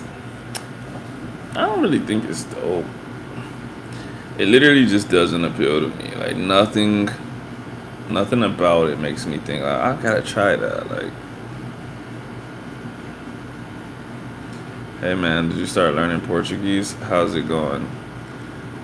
I didn't. I started, but I haven't gone anywhere with it just because I don't have anyone to talk to. I had a guy that was coming in here into my lives, Felipe, and I told him when he shows up, I'll say one more word every single time. But until I make a friend that actually speaks Portuguese, I probably won't learn it. Yeah, like Spanish was like, I'm gonna say easy to learn because I just spoke with hella people around me, but no one here speaks Portuguese. Have I ever been drunk off wine? Of course. If I could go back to 4, I would say no to drugs. I feel that. Yeah, also, like, I don't feel like weed's a gateway drug, but it is a gateway to smoking more weed. Like you said, I currently smoke 0 weed. I've never smoked before, never done anything like that. So I don't even want to add it in because there's only gonna be just more. Like at some point you say, oh well, I can handle that, I'm gonna step up to this, and it's fine. I already drink. That's enough in my life. I don't need more. I'm scared to learn Portuguese since it's going to mix with my Spanish. Waiting until I have a high level in Spanish and learn Portuguese. Well, what level are you at right now? What do you consider a high level? I don't think Portuguese is gonna mix with your Spanish. To be honest, to be completely honest, I think back when I didn't speak Spanish, I would have thought that they were very similar. But now I'm like, bro, they're so different. There's no way you're gonna mix them up. Have I ever smoked a cig? No. Never put anything resembling that to my lips. When I was in college, they did have cigar night, and every single person at school was outside smoking a cigar. And I'm not like, that's not an exaggeration. Every single person at West Point smokes a cigar on cigar night. And like they were trying to bully me into smoking this cigar, bro. Like to the point that I was like, all right, but I didn't do it. Like I just kind of just like ran away. I was just like, I don't want to smoke a cigar, bro. Like, just don't want smoke going in my lungs. It just doesn't appeal to me in any kind of way, bro. Peace, peace, peace. What's going on, bro? Another night, man. Another night. I was just saying I might go to 2 hours, but that's 15 minutes away. You just joined in, man. I might have to stay on longer. I don't know. So you're never gonna do any meth? No, definitely not. I don't know, man. Pre-workout is always, it's like already kind of close to meth, if we're being honest. If we're being completely honest. Like Portunol, I just started learning about the subjunctive, so not a high level yet. I can basically hold a conversation. We need to improve a lot in grammar. Yeah, here's the thing. I think of it like a bilingual kid, right? They learn English and Spanish at the same time, and they don't like not know how to speak either of the languages. Do they have some mishaps here and there where they're like, oh, this isn't a word in English? I thought this was a word in English. But it's not like they can't speak either language and both people are confused. It's just like every once in a while they'll be like, oh, I just realized I don't know what this is called in one language and I know what it's called in another language. So like, I feel like that's the worst that's going to happen to you. You're not going to like be speaking two languages at once. Like it's just not going to happen. Totally different sounds, totally different pronunciations. And so I would say that's important, right? I always tell people when they start with a language, alphabet, pronunciation. If you have a good pronunciation, there's no way you're gonna mix those two languages because they're so different. If you'd have been on here on the last live that I actually did a complete live, the dude from Brazil was in here, and I was trying to pronounce something simple, bro, and I just couldn't think of like, I couldn't find my way around pronouncing it. It was something super simple like good night or something like that, but the letters are so different than Spanish, or the pronunciation of the letters are so different that I was like, I gotta Google this, bro. I don't know how to pronounce it. So I don't think you screw yourself over by starting to learn Portuguese. Like at worst, if you feel like it's messing with your Spanish, then stop. But I don't think it will. We confuse words all the time. This is why Mexicans refer to Chicanos as pochos and nosavos. I think it's a lot different when you're getting way less of one language though. Like you could only be a no sabo kid if you don't know how to speak Spanish, or if you like really mess up the conjugations, which is where the no sabo comes from. If you, Axel's gonna get mad if she hears it, but if you say no sabo, like you're seriously lacking some Spanish education, because like that was probably the first thing somebody ever told me in Spanish is like, it's no sé. Like, don't ever say no sabo. That was like the first thing anyone ever told me in Spanish. So obviously, like if you're getting no formal education and you're just listening, yeah, like you try to figure out the pattern and you're like, sabe, it's probably sabo. That makes sense. But Mula, why'd you comment no conozco? I don't know why you commented that. But yeah, but even still, like I said, confusing a word, even you say we confuse words all the time, I don't really think that's a problem. It doesn't destroy the meaning of the sentence. Sometimes you can't find Sometimes you can't find a. Sometimes you can't find a word when you only speak one language. Sometimes you're just like, it's right. It's right on the tip of my tongue. I did that with something earlier in the live. I literally couldn't. Oh, it was Dave and Buster's. It took me like 5 minutes to think of Dave and Buster's, bro. You can't say no conozco. You can say no conozco if you want to. Why do you think you can't say it? Oh, you're saying instead of no sé. It depends on what you're talking about, but you can say no conozco. Right, it's no sé, and there's a difference between sé and sé. Yes, that's why there's an accent mark. But, you know, I think we talked about this before. Fine grammar points. There's lots of native speakers that don't know fine grammar points, and they really don't need to. Most of the people that I communicate with, sometimes, man, these soldiers, because they're the same way. They're either from like the super country, like super jibaro, or they were raised in the United States to Puerto Rican parents, and they don't have like formal education in Spanish, but they only speak Spanish. That's the funny part. And so they'll be texting me, and I'm like, what is this, bro? Like, what? Like, how are you communicating with people with these sentences? I don't understand. They don't know. They're just like, this is what it sounds like. I'm gonna just put this. You know what I mean? So,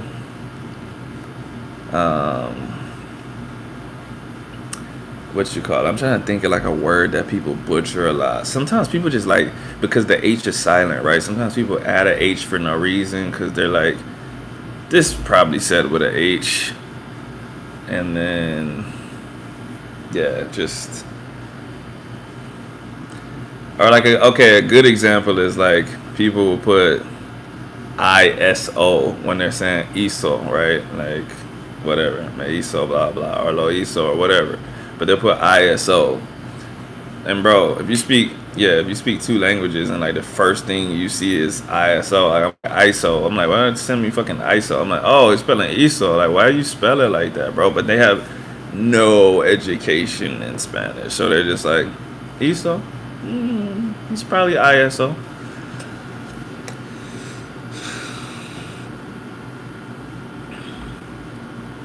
Gotta go to sleep, but catch you later. Alright, man. You'll be missed. Thank you for your service. Man, we were just getting into Spanish talks too, man. It was gonna help you.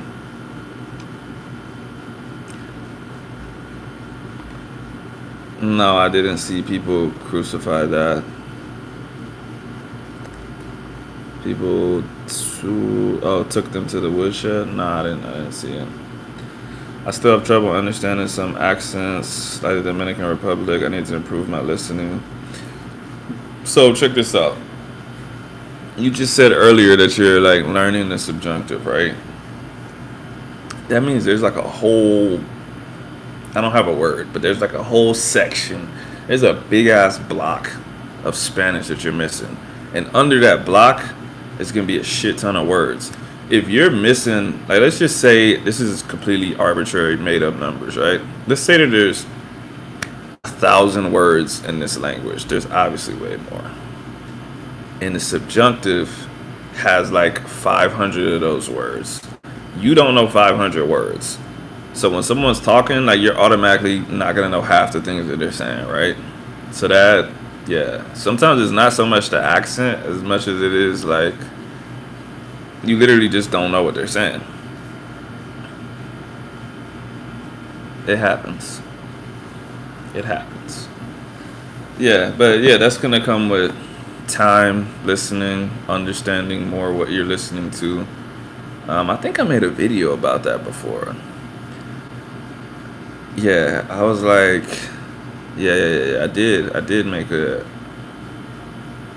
a video about it, because I'm like, either you don't know the words, or I don't remember what I said in the video. But me right now, I'm thinking, if you can't understand someone, it's not that their accent is that crazy. It can be. Sometimes you're not used to the rhythms, right? Some people talk with super different rhythms. But like, no Dominican is gonna just like talk to native Spanish speakers and everyone is gonna be like, I have no idea what you're saying. They might be like, can you repeat that one more time? That was fast. But if you just can't understand it, you just don't know the words. You know what I mean? Like okay, some people, let's say a very neutral Spanish speaker, some Mexican, somebody's just like, ¿Cómo estás? Right? They say the S, they say every single letter. That's cool. But if you speak Spanish and someone says, ¿Cómo tú estás? Like, you're not going to be like, I have no idea what you said. Maybe if you got caught off guard by it, but if you're meeting someone or if they're walking up to you and they say, hey, ¿Cómo tú estás? ¿Cómo te va? Like, you're not going to just be like, I don't know what you're saying, man. I don't know what you're saying. So, when you start getting into, like, hearing stuff and not understanding any of it, you just don't know the words, like, straight up. Bro, you're not going to bore the rest of the chat, trust me. We spent, like, an hour earlier talking about boxing. So, anyone that doesn't like boxing, they were bored for an hour. So, they'll be okay with a topic change. Chicano musicians from Washington and Mexico said they don't like the noise in Mexico City. And Mexicans interpret that as they hate Mexico. What did you mean they didn't like the noise? Like it was like actually too noisy? Or is that like a metaphorical noise? I don't know what's going on. Also, the two guys said they prefer the food from Washington. Ooh. Yeah, they're tripping on that one.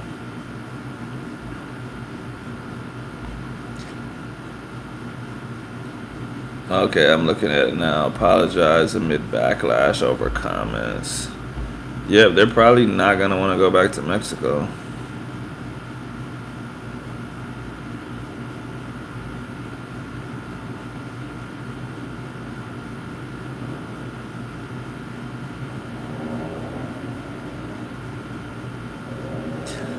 Okay, I'm reading it now.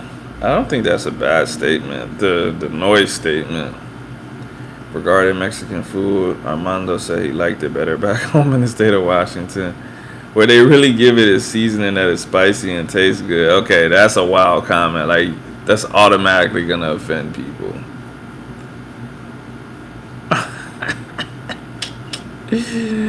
Oh my god.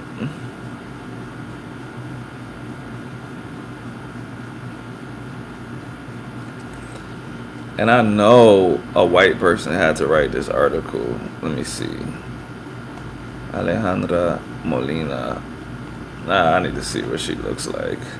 Because she called it racist. Oh, yeah, she's mad white. I wonder how connected she is to Spanish culture. Or to Latino culture, I should say. Because she called it racist that someone put an image of a nopal on one of the members' forehead. Like, how do you not know that expression? And maybe people think that expression is racist. I don't know.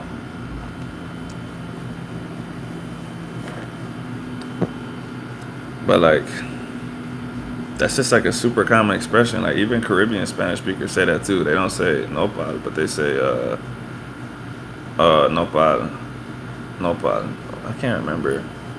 I can't remember where the accent goes because I don't be eating cactus like that. Nopales, so it has to be nopal, right? Yeah, nopal. Anyways, in Caribbean Spanish, they'll say mancha de plátano, right? Like, but it's the same thing. Like, bruh, like, stop trying to act like you're not from here, bro. Like, but yeah, no, that second comment was wild. The first comment about the noise is not that wild, because she just said, I don't like it when I get up, when I'm sleeping, because you can hear the cars, the police sirens, and everything, but I do like it. It's nice. I don't think that's crazy. But saying that, yeah, the other comment, he was wilding with that one. I don't know what he thought he was doing. He should have just, they maybe need like a publicist. They need someone to like proofread their interviews before they give them or something, because you gotta know your audience, dog.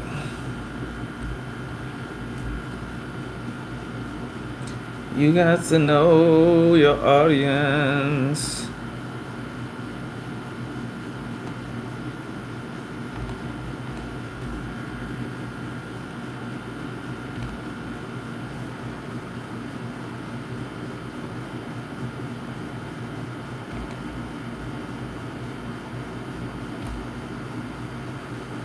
Yeah, that's wild. Well, that was a good news article.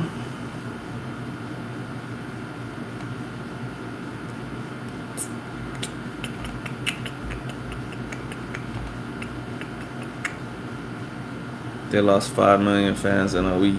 Now that's crazy. That's very crazy.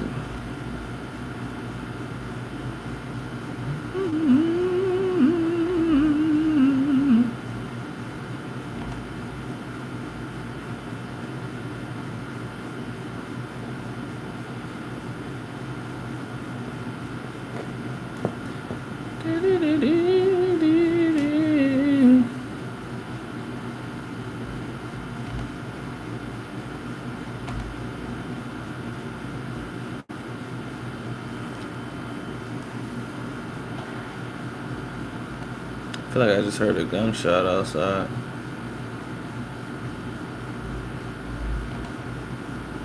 I wonder. Jay Phillips, did you leave? I want to know more about your Spanish journey, man. Oh wait, I just got a comment from you right when I said that. When I initially started learning Spanish, I complained about it being hard. Right now, I'm living in a Slavic country and trying to learn the language here. I'm never gonna complain again. The grammar is mad tough. What country are you living in? I have a friend that lives in. It's not the Czech Republic now. What is it now? When I was there, it was Czechoslovakia, and then it became the Czech Republic. I think they might just call it Czech now. I don't know. What does she say in Spanish? She says Checo. And I don't know. Maybe it's just Czech. You live in Poland. I know a lady from Poland, and she did tell me the grammar is really tough. So, good luck to you. Wait, so you're trying to learn that and Spanish at the same time, bro? Then maybe you shouldn't learn Portuguese, because that's just a lot.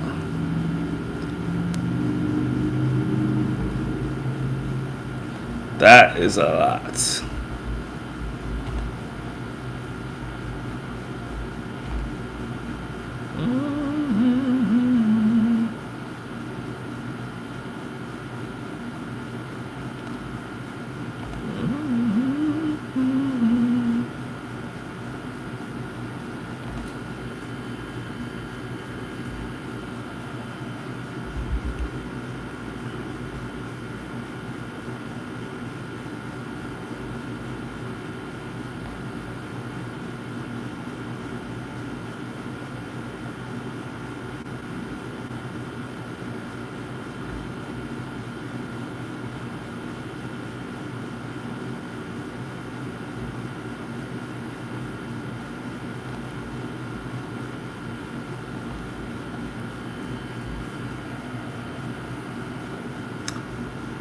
Wait, so it's not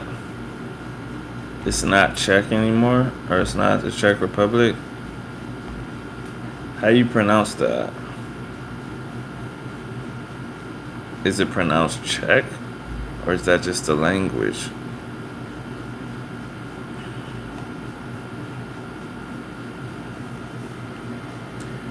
Consider recording your Portuguese journey if you decide to go through with it. It'll be an interesting watch. Yeah, I'll do that.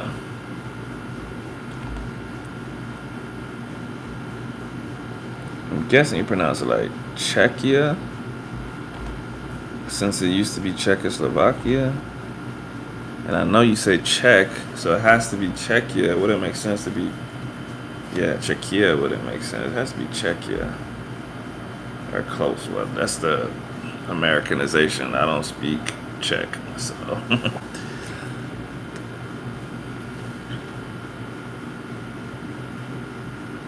So you're gonna be trilingual. That's dope. That's dope. That's cool, man. Yeah, no, Spanish is. I don't want to say it's easy because it's not easy. To me, I would say the basics are easy. And the further you get in the language, I heard Portuguese is the same way too. The further you get in the language, the more difficult it becomes because you start realizing how much you don't know and how many more options there are with ways to say things. English isn't your first language. Wow. What's your first language? This would be your fifth? Hold on, let me guess. If you're in Europe, I'm gonna guess you are because you said Polish is difficult, so you can't be a Russian speaker, or else you probably wouldn't think it was difficult, right?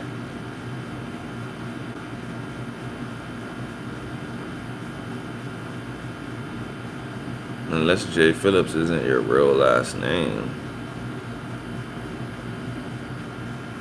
Jay Phillips. Alright, just tell me. I'm interested. Where are you from, Jay Phillips?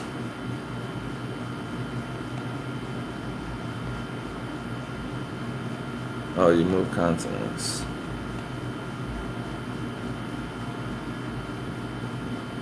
I figured it was a random name after you said that. And that's it. This is your fifth. If English is not your first language, Jay Phillips is not your name.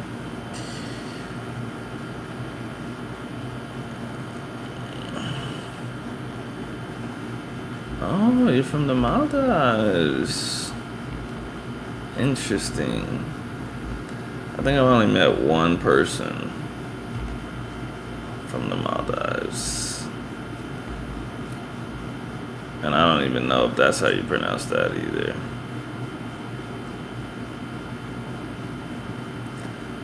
That's the thing with like English pronunciations. Americans don't really care how other people say stuff, so you just read it in English, and you will always hear that, and then you'll learn Maldives. I figured, actually, like right after I said Maldives, I was like, it can't be that. That just sounds wrong. But yeah, you'll hear the same thing so many times and it'll be wrong that you never know that there's even an option for it to be pronounced differently. And it's not even just Americans. British people do it too. Because I remember before I knew any Spanish, all the British people go to what they call Ibiza. And Americans say Ibiza. But I didn't even know they were the same place because British people say Ibiza. So I'm like, where's Ibiza? I would be like thinking in my head like that spelling with an F, like Ibiza. And I'm like, I've never heard of that in my life. But then I realized that because Spaniards say like Ibiza, and because British people say TH as an F, they would take Ibiza and turn it into Ibiza. And they just all say it like that. And it's normal. And no one cares. Sometimes people correct my pronunciation of my own country's name. I've heard of things like that too. Bro, I saw someone arguing on Twitter about how to spell Colombia. Like these Americans were really telling this dude it's with a U. And he's like, I'm literally Colombian. It's with an O. And they're just like, no, I've written it like this my whole life. I think I would know if it was with an O. And he's just like, I'm literally from here. That's America for you, man. We make the rules, and if somebody else says it's wrong, then they're just wrong. Like, and they never care, bro. They never care. Those people that were arguing, they probably still don't know how to spell Colombia. It's pretty sad, actually. Maldives. I gotta look this up now. I need to see. What do I not know about the Maldives? South Asia.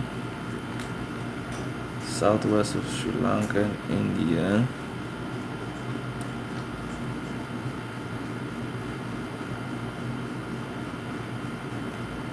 Oh wow, Islam is the official religion. I did not expect that. I don't know why. I wasn't expecting that.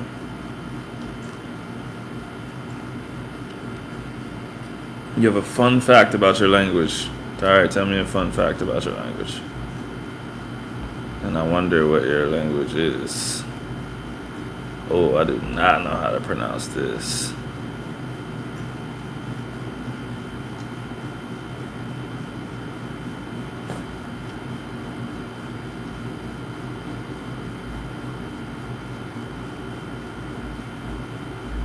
I need to look up a pronunciation for this one.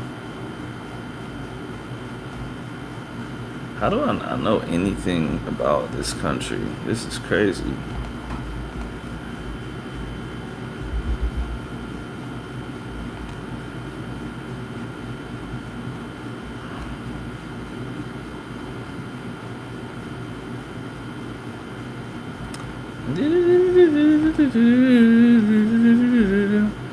Took a pill and a visa.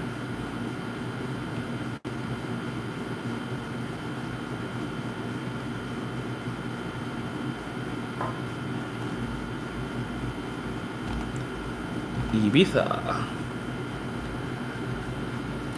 Okay, fun fact.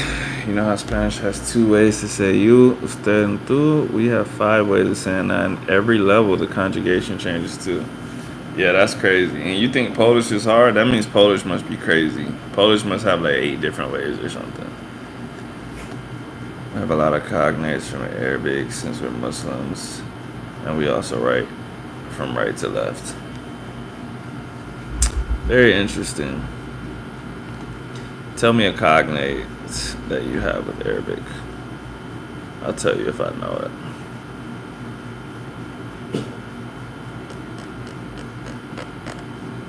I still don't know how to say this language name. I've typed in the name and the pronunciation, and it just doesn't pop up. Well, there's one that has the sound of it, but I'm not trying to click on the sound, to be honest. I just don't feel like it. I was going to try to read it.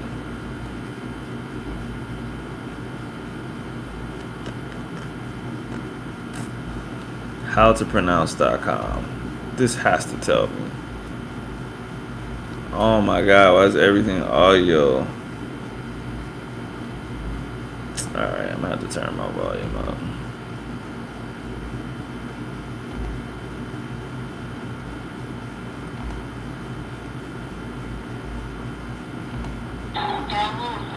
What the?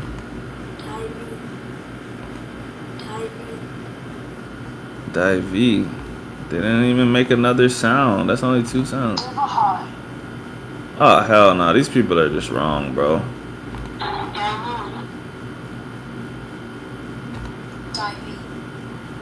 Yeah, these are English speakers. I don't trust this shit. Yeah, that just sounds wrong, bro. Man, that's fucked up. They're just sending people down the wrong path, bro. Somebody's gonna click on that thinking they know how to say that shit, bro. Let me check YouTube. Hold on.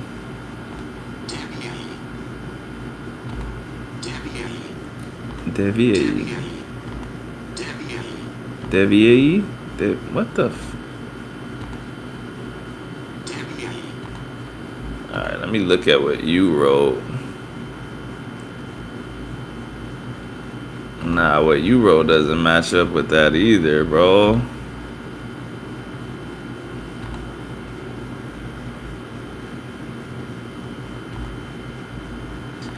I need to hear a native say this shit. This is crazy. They're pissing me off. That's why you can't trust the internet, man. That's why you have to talk to real speakers of a language, or else you will never get the right thing.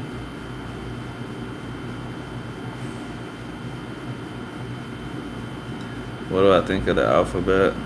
I haven't seen the alphabet yet. I'm still trying to get the pronunciation.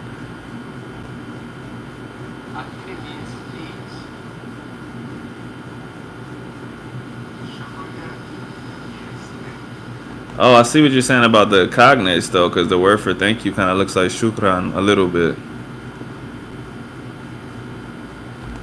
And the alphabet, or the letters, I should say. Let me see. Shu. So, the letters are similar to Arabic.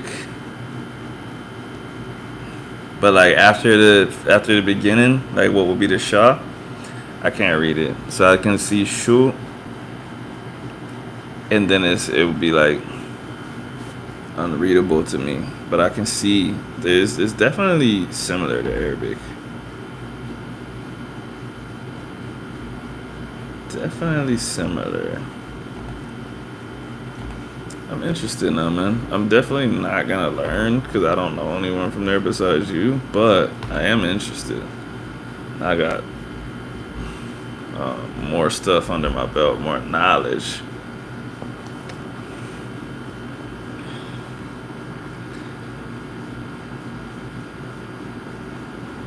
Interesting.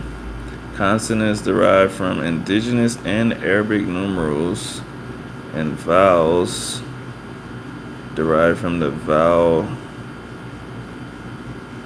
Arabic Abjad. Oh, very interesting. I didn't know any of this, man. It's completely new to me. You just taught me a whole bunch in one sitting.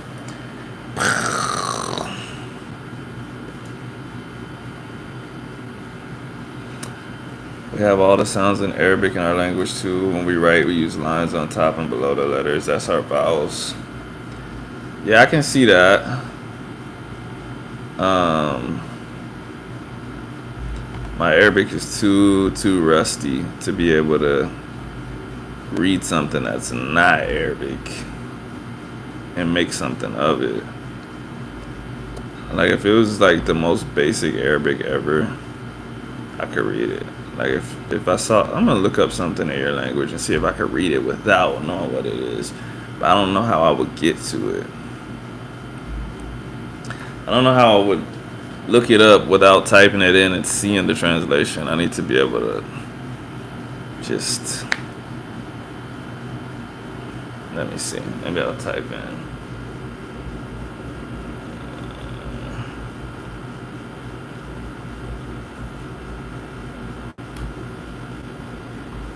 Alright. See if I can see it. Definitely can't read that. That's too difficult.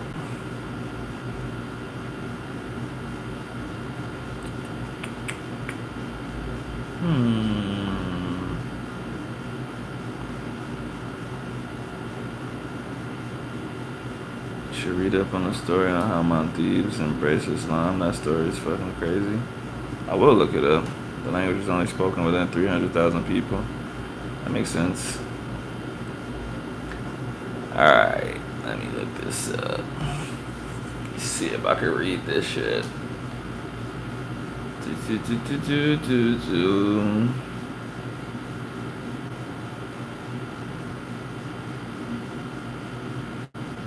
So the letters are similar, but obviously, like, y'all call them different things. Shabiyani.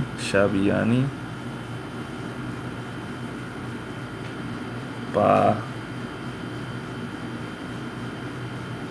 Yeah, no, these are pronounced differently.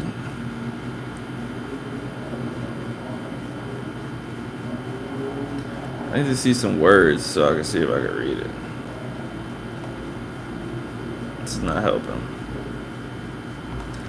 I'm about to give up, but it was interesting for sure. Oh, hell no. See, like right here, this is too complex what I'm looking at right now. I can't read that. My Arabic is way too basic to try to jump to another language. Bro, don't worry, I'm completely guessing, so don't be impressed because 5 seconds later I probably would have said the exact opposite. I'm just like looking at it like, maybe this is how you say it? I don't know. I'm also thinking about Arabic too, so that helps a little bit.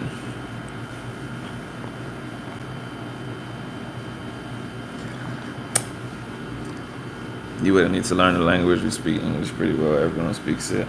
Obviously, your English is hella good, bro. I would have never known that you weren't. I wouldn't have known that English wasn't your first language if you didn't tell me. So that's pretty cool. But what was I gonna say? I don't know, man. It's always cool to, even just to know a little bit of someone's language, because I feel like it's a different kind of connection. I don't know why, but it is. You can say the most basic shit in someone's language, and they're like, all right. So now if I ever meet someone from there. I gotta. First of all, I need to figure out how to say the language, and I need to be confident with it, and then I need to figure out like at least 2 words so I could throw them off, and I could just make them consider, does he know some of this? And then they'll find out that I don't. But I don't know, 300,000 people, I probably would never run into somebody from there. That's pretty small. That's the size of my like hometown. We have to complete our C2 in high school to graduate. Oh yeah, that's advanced, bro. So do you think your language is being lost then? Because I feel like if another language is being pushed that heavy, that the dominant language has to be suffering somehow, no?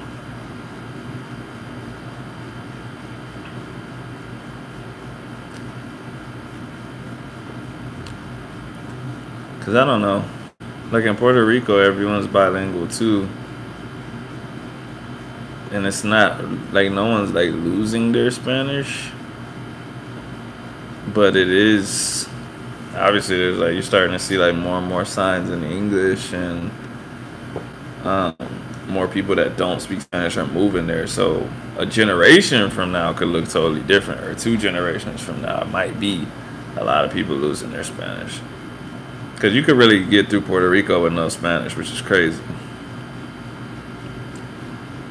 Okay. I figured that's what it's like in a lot of countries, man. In Guatemala and all that stuff. Like, people used to speak indigenous language and Spanish.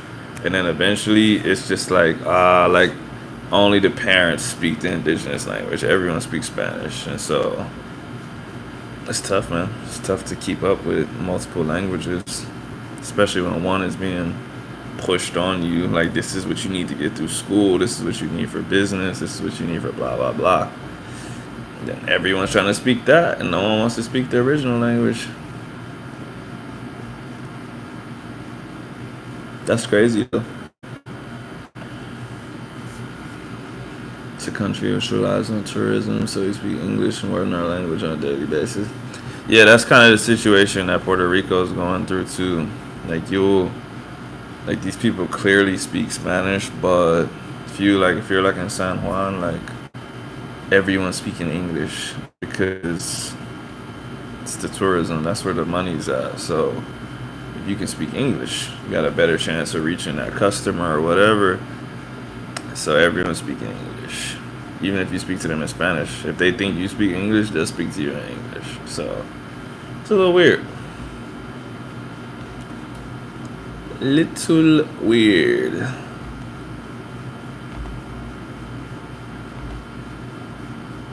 That's interesting though, man. Wait, so you never told me you have your native language, and you said Polish would be your 5th language. So we got some languages in between there. Native, English is your 2nd strongest language, I'm guessing. What is the 3rd language? Is Spanish the 3rd language? Are you saying Spanish is the 3rd, Portuguese is the 4th, Polish is the 4th, and Portuguese is the 5th?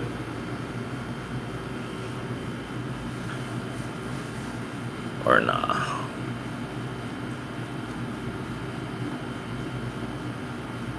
Oh no, no.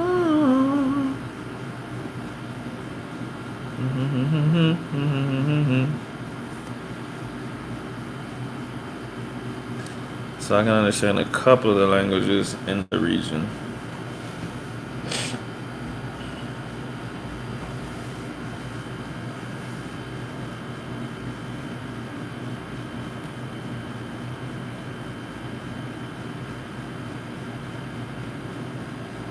I'm waiting for you to tell me the languages.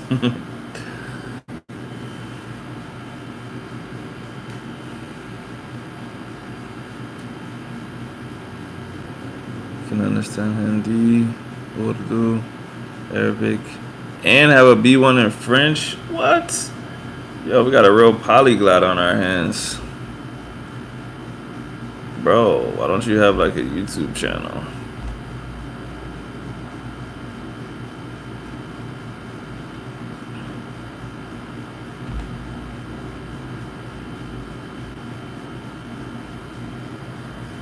Bro, you need to make a video with me in English, and we talk about all the languages you speak.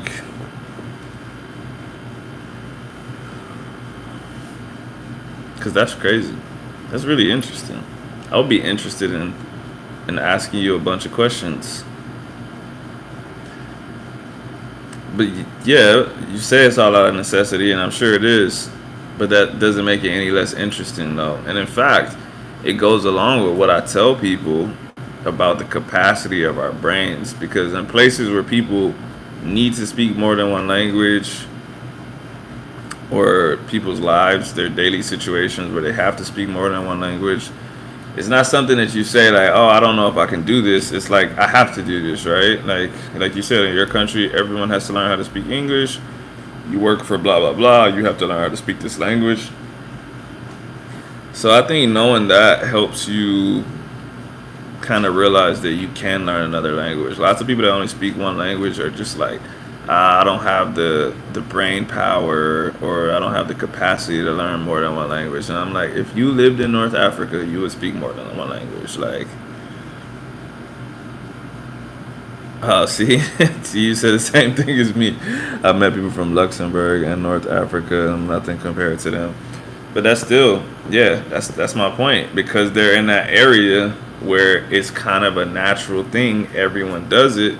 They believe that they can do it because everyone does it. So we have the capacity to learn multiple languages, which goes back to our original conversation.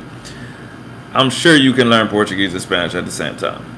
100% sure. People learn 4 languages at the same time just because, like you said, out of necessity, everyone's doing it. It's like, this is just what life is like. You'll figure it out. And so we put those limits on ourselves because we're like, is this really possible? I think this is going to mess this up. But if you just had someone that spoke Portuguese and had someone that spoke Spanish, you would figure it out. You would say, I need to talk to this person in Portuguese. I need to talk to this person in Spanish. I'm not going to mix it up with him because he doesn't understand Spanish. So I need to speak in Portuguese, and vice versa. So that's super interesting, man. Let me know, man. If you ever, I don't know what year, man, I bet you're so far ahead of me in time. What time is it there right now? We gotta like plan it out one day and make a video. I just want to hear about what it's like having so many languages in your brain, bro. I would have like 50 questions to ask you. Because the 2 languages in my brain are tough enough. Sometimes I can't speak either one of them.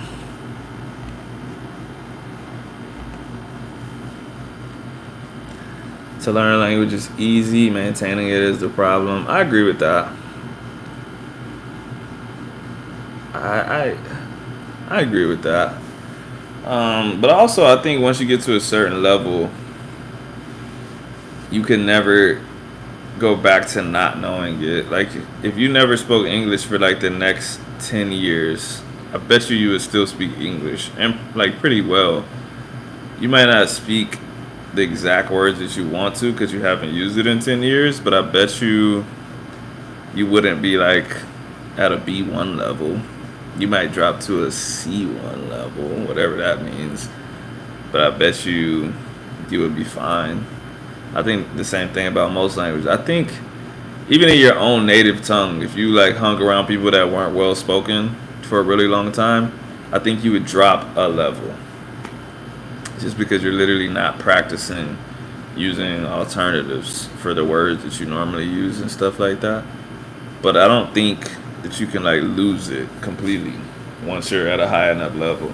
People like learn like the most basic stuff in a language, and then of course they forget that because they never really used it in the first place.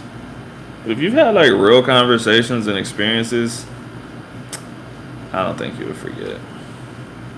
But it's, yeah, definitely maintaining it is the problem. Damn, 6 a.m., bro. Are you waking up or going to sleep? There's no way you just stayed up until 6 a.m. If you did, why are you doing that?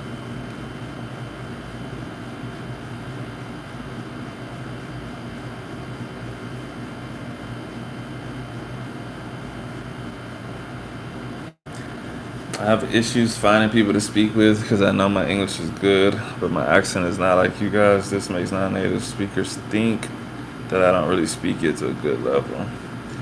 Oh yeah, no, that's definitely a thing, for sure. You know what? I've heard some pretty. I guess the word would be racist. I've heard some pretty racist comments from Americans. Like, yeah, they'll be like, yeah, they got some guy from India on the phone that doesn't even speak English, and I'm like, he definitely speaks English because he's servicing you. So, but like to Americans, a heavy accent means that you don't that you don't speak the language, which makes no sense. I definitely get what they're hinting at because if someone has a super strong accent, it definitely makes it harder to understand them. That doesn't mean that they're not speaking the language, and it doesn't mean that they're not speaking the language well. Honestly, a lot of Indians, Nigerians, who else? I'm gonna say Indians and Nigerians for right now because that's the people that I can think of that I encounter that speak English. They will speak with much more colorful vocabs than we do. But it's like it's so colorful that it's like almost outrageous. Cause it's like, oh, we don't talk like that here, bro. So it's like they're speaking at like Shakespeare's English. It's like they've read a lot of books and learned a lot of vocabulary, which makes them, like I said, super intelligent. But it's almost a different language. It almost is a different language because they're just saying words that we would never use, and then it that makes you feel like that, like the heavy accent on top of the super complex words. You're like, bro, what are you talking about? I don't even know those words, bro. That's one reason I don't want to learn Polish. It's almost impossible to meet the native speakers who want to have language exchanges. Yeah, that makes sense.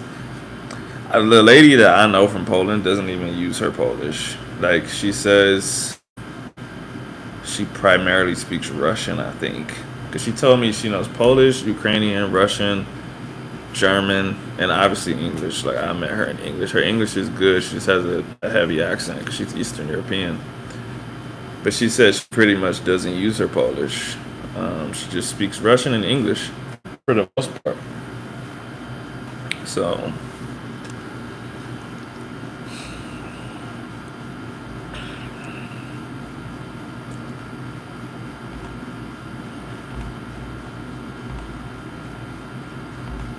damn, 6 a.m. I hope you don't gotta go to work in the morning or something, bro. You're gonna be tired. Super tired. German is compulsory in schools here, so it's nice to be trilingual when they finish high school. Wait. Are you saying in Poland it is?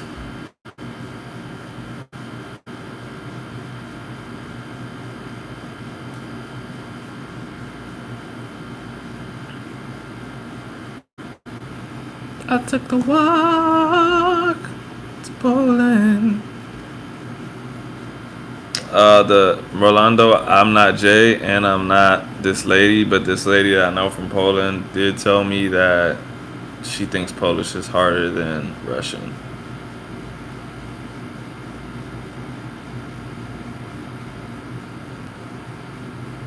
And Poland is a language they study in schools. So what? Polish, German, Russian? Is that what you're saying? But yeah, yeah, she told me Polish is harder. I can't remember what she said it was. She all of the something, all of.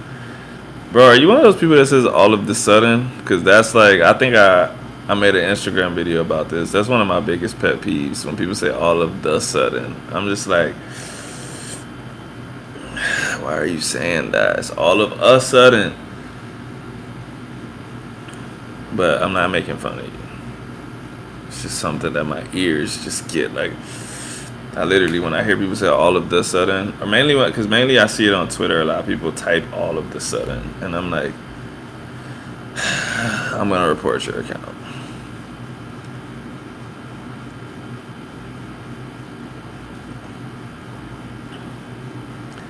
Yep, that's what she told me too. She did tell me Hungarian was crazy with the cases, but then, bro, I'm not a super grammar person, so like that shit wasn't making sense to me, bro. Like I understand it, but I don't understand it. Like, I guess without knowing the language, it's hard for me to understand what they're even saying when they say that. Because I'm like, how? How are there 14, bro? Like, what does that even mean? How are there 14 cases?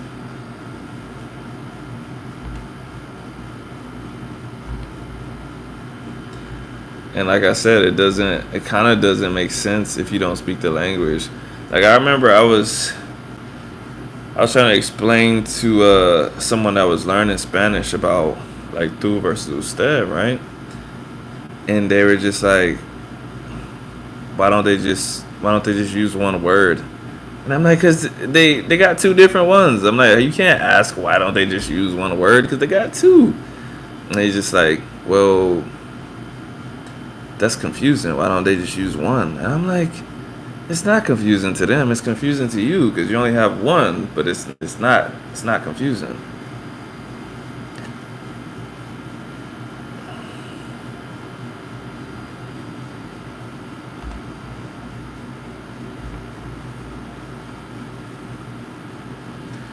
For instance, often can be pronounced with the T, or it can be pronounced often, which is how I tend to pronounce it, but I adapt and pronounce the T if people around me pronounce it.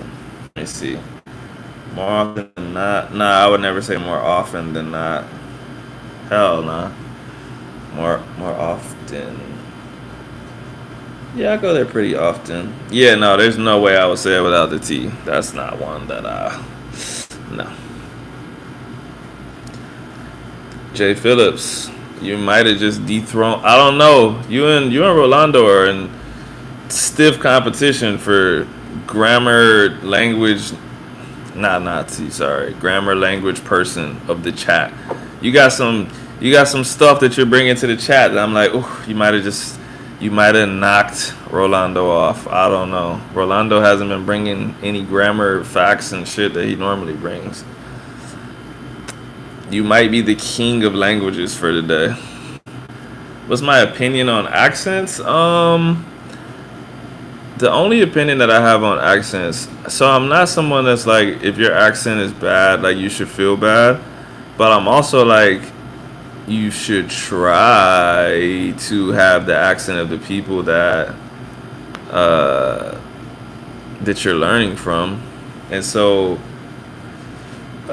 it's tough. I mainly say that to Americans though, not other people that are like speaking English. English is tough enough, but I feel like Americans keep their accent out of stubbornness, not just because like they're just like, who cares? Like they can understand me, so they don't even try. But I think personally that if you learn the letters and you learn how to pronounce the letters, it will be hard to have a strong accent because you know what the letters are supposed to sound like, if that makes sense. Like I think it depends on the language too. Let me say that. It depends on the language, because a part of the reason that you'll have an accent is because you're saying the letters how they sound in your language versus how they're supposed to be said in the language. And like to me, Spanish is simple. Like there's only a couple of sounds. It's super phonetic. I'm like, bro, you can learn these sounds and you can say it. At least in English, we have so many things that change. Like you got Kansas, and then you put AR on the side of it, and now it's Arkansas. So if someone says Arkansas, I wouldn't be like, oh, you're so stupid, like, because it's weird, bro. It's weird. Massachusetts, hard to say. Worcester. I don't even know how to say the other one. I don't even know how to say that shit. I know Worcester, that's like spelled like Worcestershire, but it's Worcester. Then we got, is it Glister? I don't even see. That's what I'm saying. I don't know how to say that shit, bro. English is tough, bro. Whatever people sound like in English, I'm like, good job, bro. At least you're trying.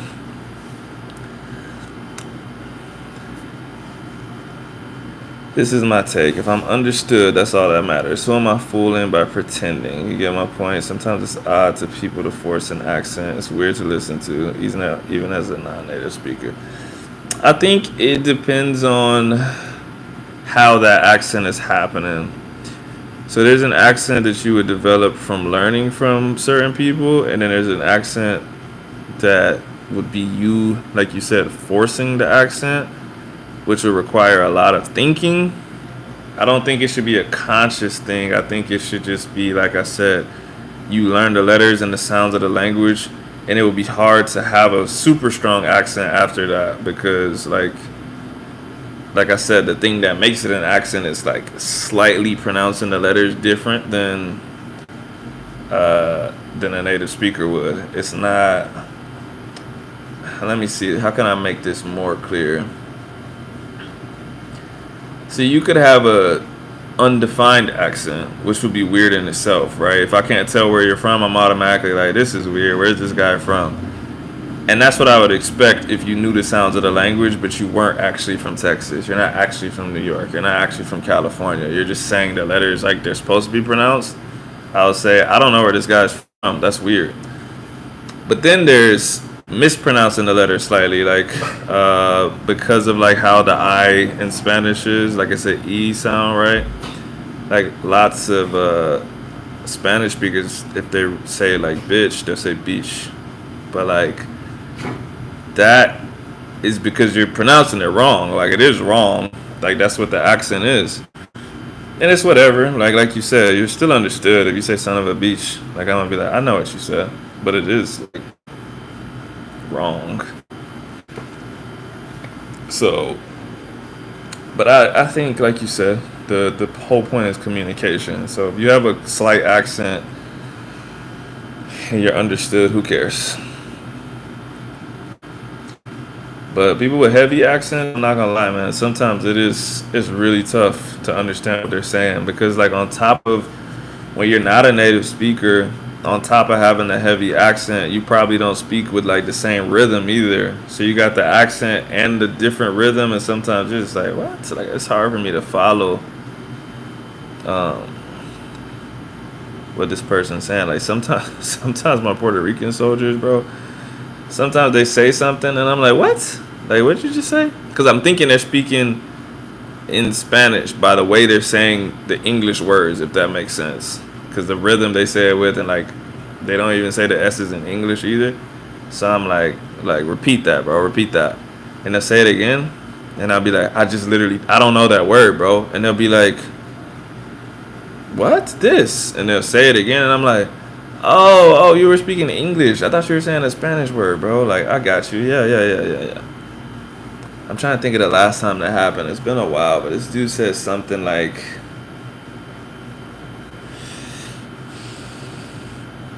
I can't remember, but it was an army word, so it was already a strange word in itself.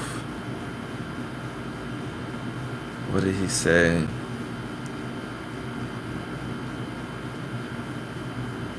I want to say he kept saying like, yeah, I'm pretty sure he was saying especially, and I was just like especially, but like he was saying it like in between a really fast sentence, blah blah, especially blah blah, and so he was saying specialist in someone's name, and I didn't know the person's name either, so that made it worse. Especially blah blah. And I'm like, especially what? Like, and then I'm like, no, he's got to be saying in Spanish where he can't be saying especially. But like that's just like I said, that rhythm. I would never say specialist like that. Like especially.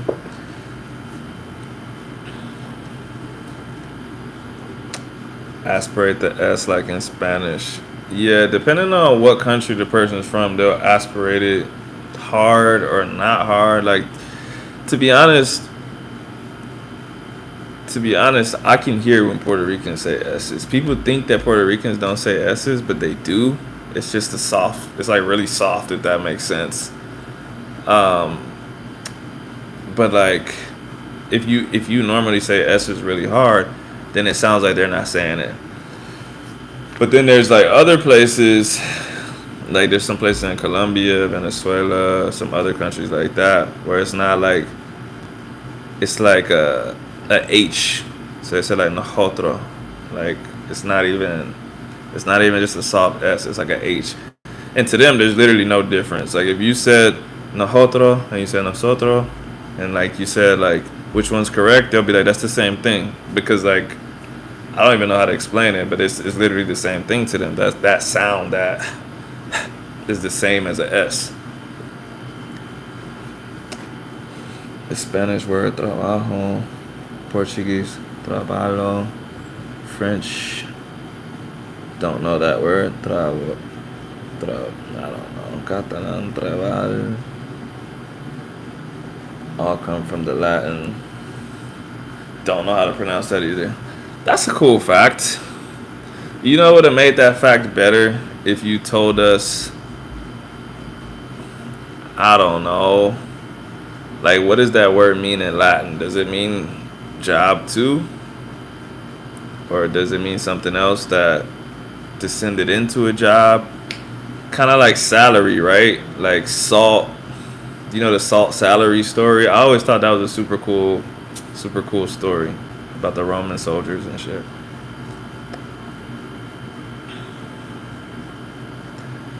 It's just missing that X factor, man. It's missing that X factor. Oh, let's see.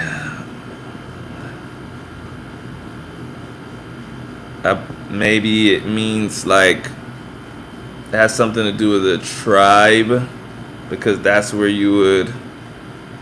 Oh damn, you already told me. But like, why? Like, what's the see? This is the X factor. This is what you should have told me. Why does it mean that? Where does that come from? Tres palo for what? Now I'm gonna have to Google it because you're not providing me with the information that I need, man. Exactly. Tres palo formed an X. Bro, you're leaving out some vital info. I need to know why they formed an X. What does that mean? 3 stakes, commonly thought to be the source for several common modern words. I'm gonna have to look this up because my fun fact machine is broken.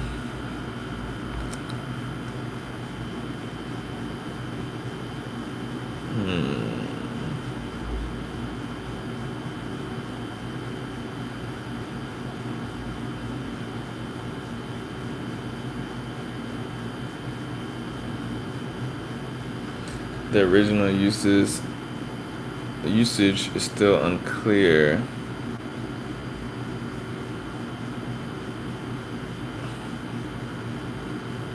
Designed to securely immobilize a large fiery animal, horse, oxen, cow, during an examination or care. Torture.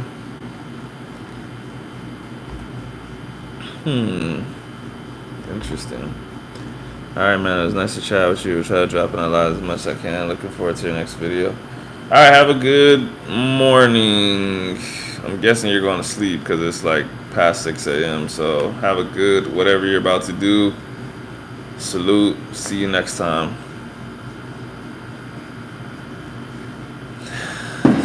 Since the torture instrument is painful and so is work, I could see that connection.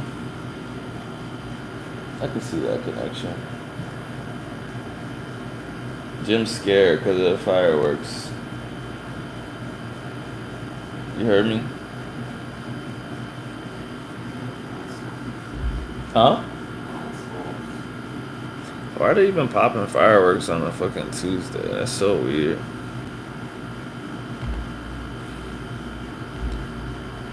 Alright, Rolando, give me one for the roll, man.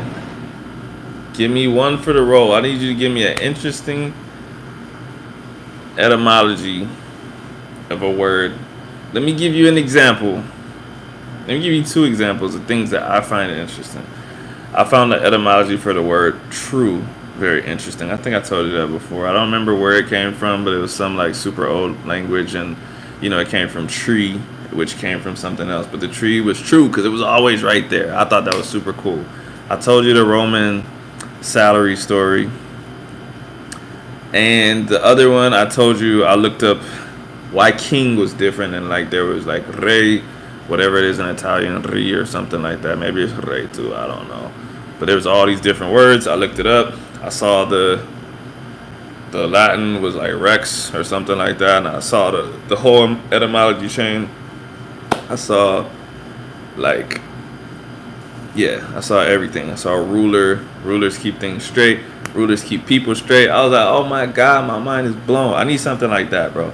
Don't come to me with some Latin word that they're like, the usage is unclear. I want a cool story, bro, so I could be like, oh wow, I never saw that connection before.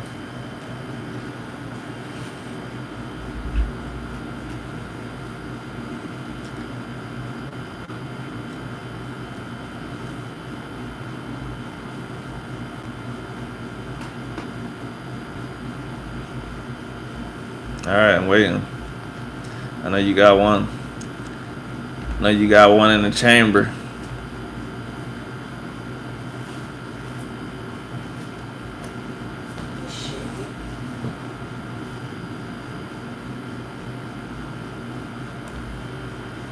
I'm at 170 minutes. You got 1 minute. Don't be Googling. You're supposed to be a fact machine, bro. Should have known this off the top of your head. You should have been like, oh, this is too easy. Tap, tap, tap, tap, tap, tap, tap, tap. Unless you're typing right now. Maybe.